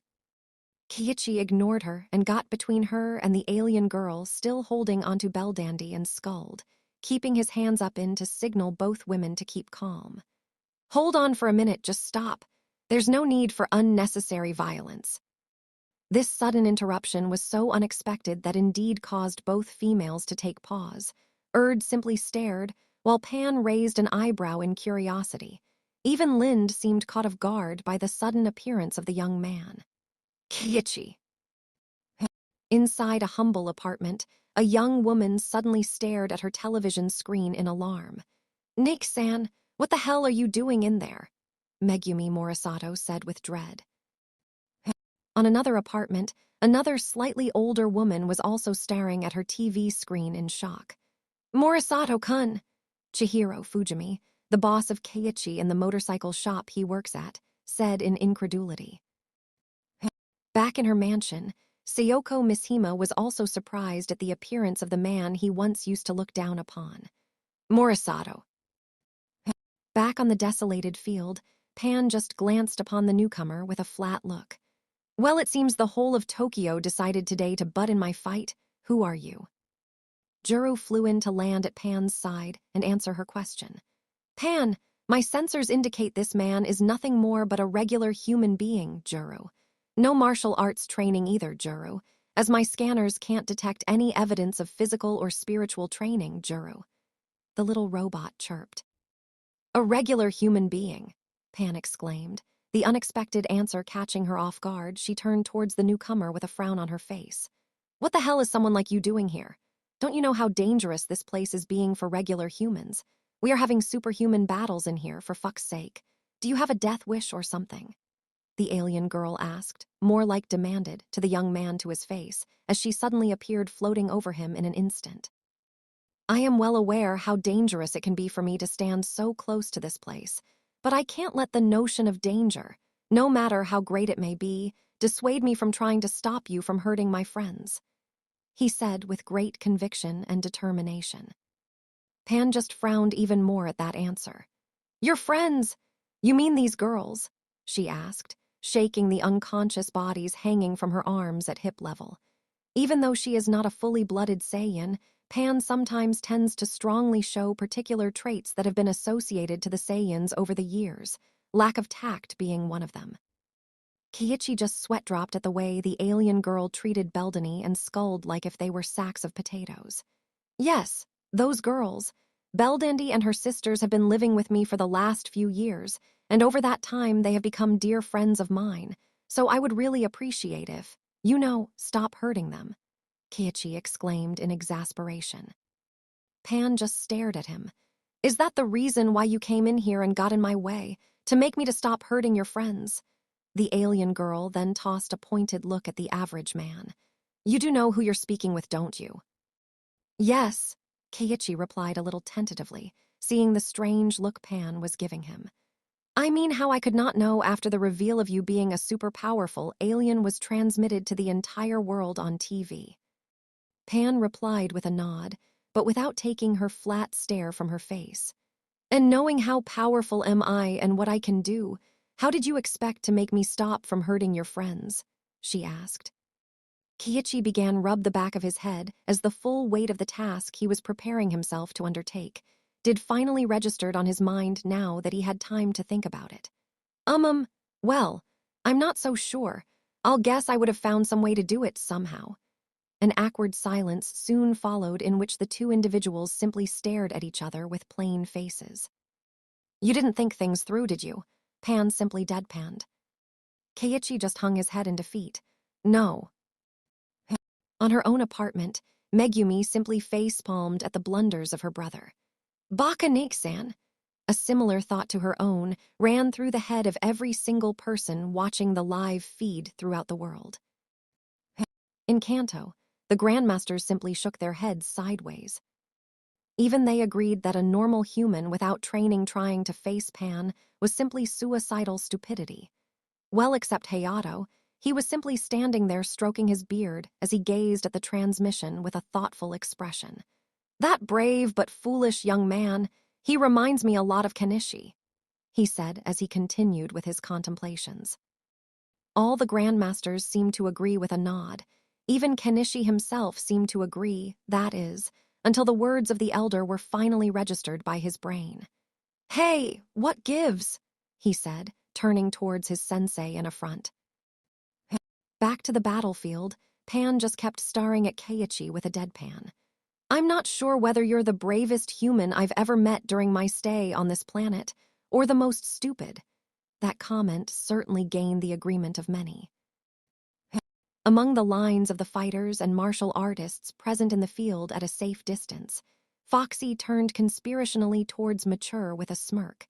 My money is on the second option. Mine too, the blonde bombshell agreed with a nod. Pan continued speaking. Regardless, the balls on you must be gigantic if you came in here with the intention of facing me, knowing you are nothing more but a lowly, average human. Anyway, how is it that a dumb idiot like you managed to have 3 goddesses living with him in the first place? She asked with a dumbfounded stare. In her basement, Mara finished slurping her cup of ramen as she stared at her TV screen. That is something I've been wondering for years. Haven't found an answer yet. Kiichi just scratched the back of his head in embarrassment. That is a long story anyway. Are you going to stop hurting my friends or not? He asked a little pushily, steering the conversation back to the only topic of importance to him. Pan's only answer was to turn pensive for a moment. I don't know, is not that I personally have a bone to pick with your friends, but they did try to get in the way of my business. That is trying to interfere with my fight with Lind. So what guarantees do I have that they would not try doing so again the moment they wake up if I were to leave them alone? She asked with a shrug. They will not. I will not let them interfere with your fight with Lind, I promise, Keiichi stated with certainty. That simply made Pan to raise an eyebrow at him with curiosity. Oh, and how do you plan to stop them if they decide to get in my way again? These are goddesses we are talking about, beings who have proven themselves able to move at the speed of light like me and receive my punches in full without dying. How could a normal human being like you, who doesn't even have any kind of martial training, expect to stop them? She asked pointedly as she descended at eye level with the young man and engaged him in a starring contest. To his credit, Keiichi didn't flinch or shirked away from Pan's gaze and met it with his own. Yes, it's true. I'm just some average regular guy who doesn't have any kind of special training or wields some strange superpower. But if I tell you I'll make sure Belldandy and her sisters do not interfere in your fight, then you can be sure I'll do whatever it takes to fulfill my word. He said with such a determined resolution that caught many by surprise, for no one could expect such strength of character from someone who looked so unremarkable. A tense silence began to stretch in the field as Pan and Keiichi simply remained staring intensely at each other's eyes for a while. People began to wonder if the alien girl would squash the young man like a bug at seeing the serious expression on her face. Eventually, Pan finally moved and tilted her head to a side, her gaze acquiring a thoughtful expression as she kept her gaze on Keiichi. HMMPH, I believe you. She then backed away from him as her demeanor did a 360, going from murderous grim to joyfully happy in an instant. All right then, I guess I'll leave your friends alone for now. Just make sure to keep your word, otherwise it will be you who I will punish, she said pretty charily as she brought Skuld forward to handle her to Keiichi. The young man acknowledged with a nod. Thank you, and don't worry. I'll make sure my friends don't bother you anymore, he said as he gently took the passed-out child goddess from the alien girl's grasp. He then turned to look at Erd and made her signals to come and take Skuld from his arms.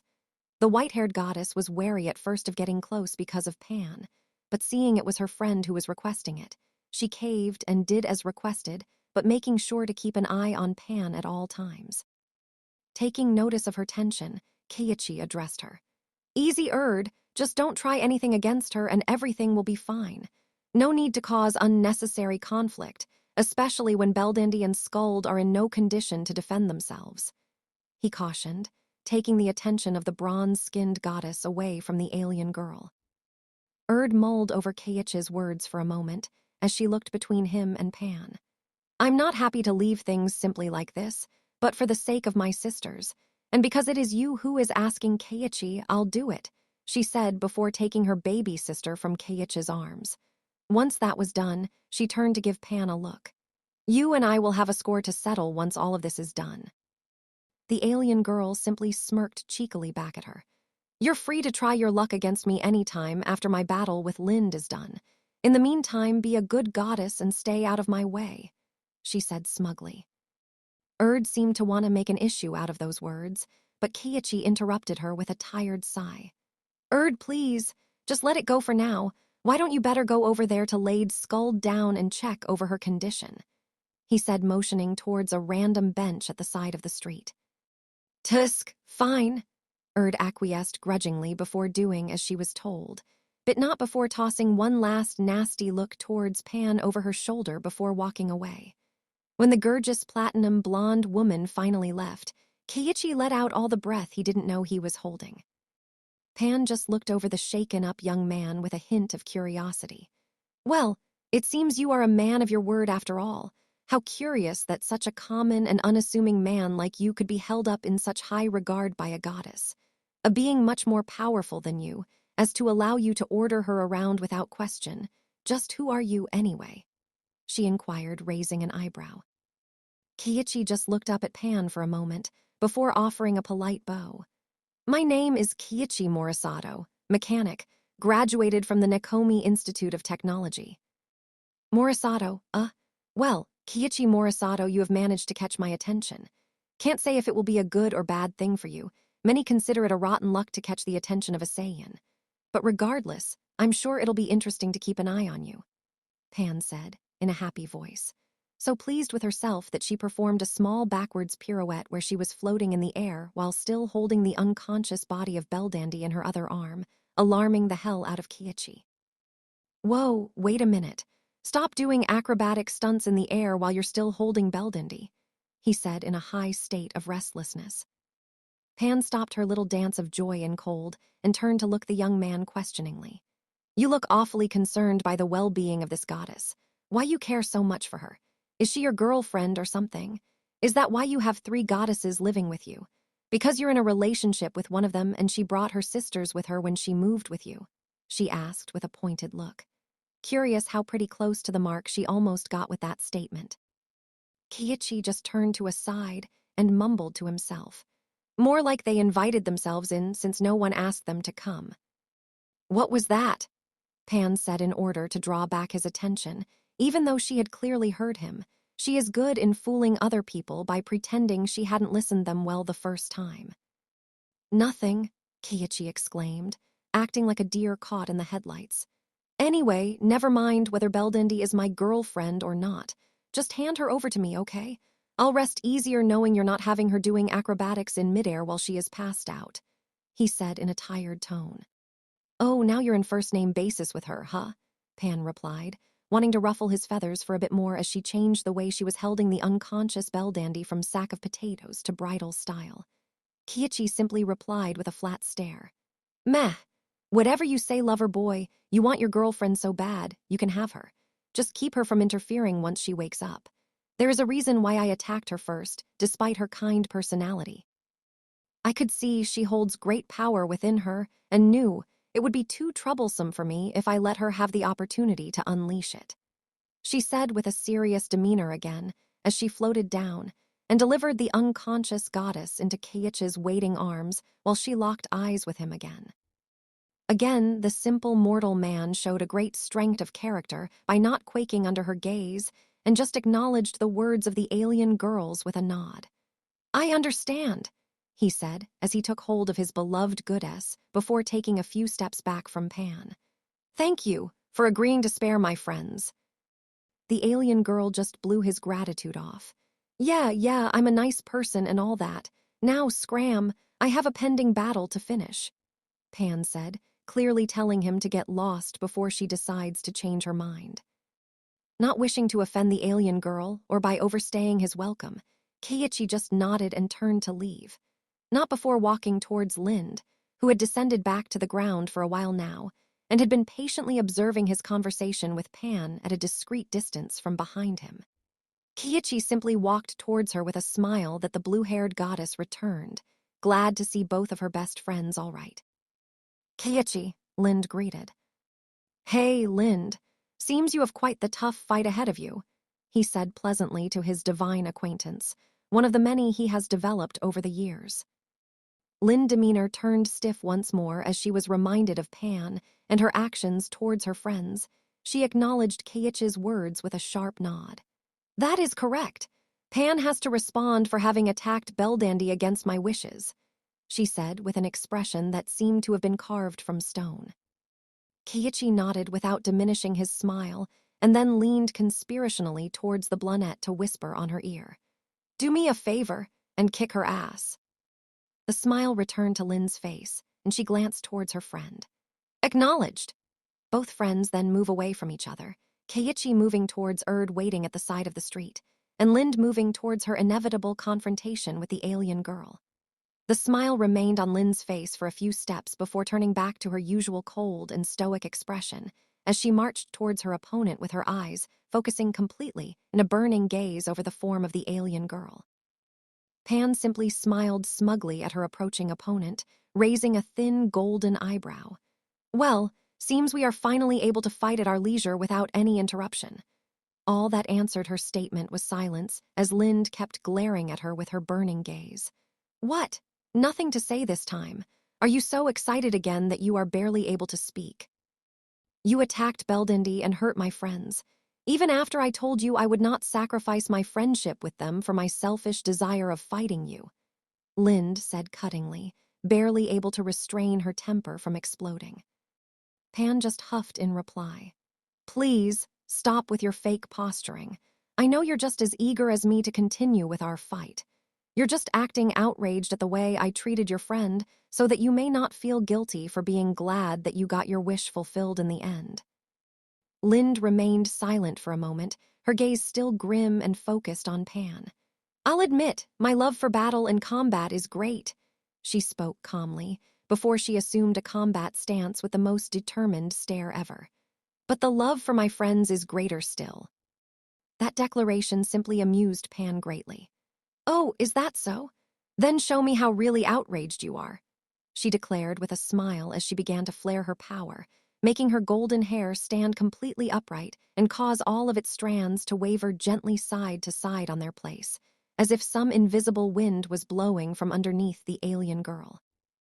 Both combatants simply stared at each other as they were about to begin with their second round. CH18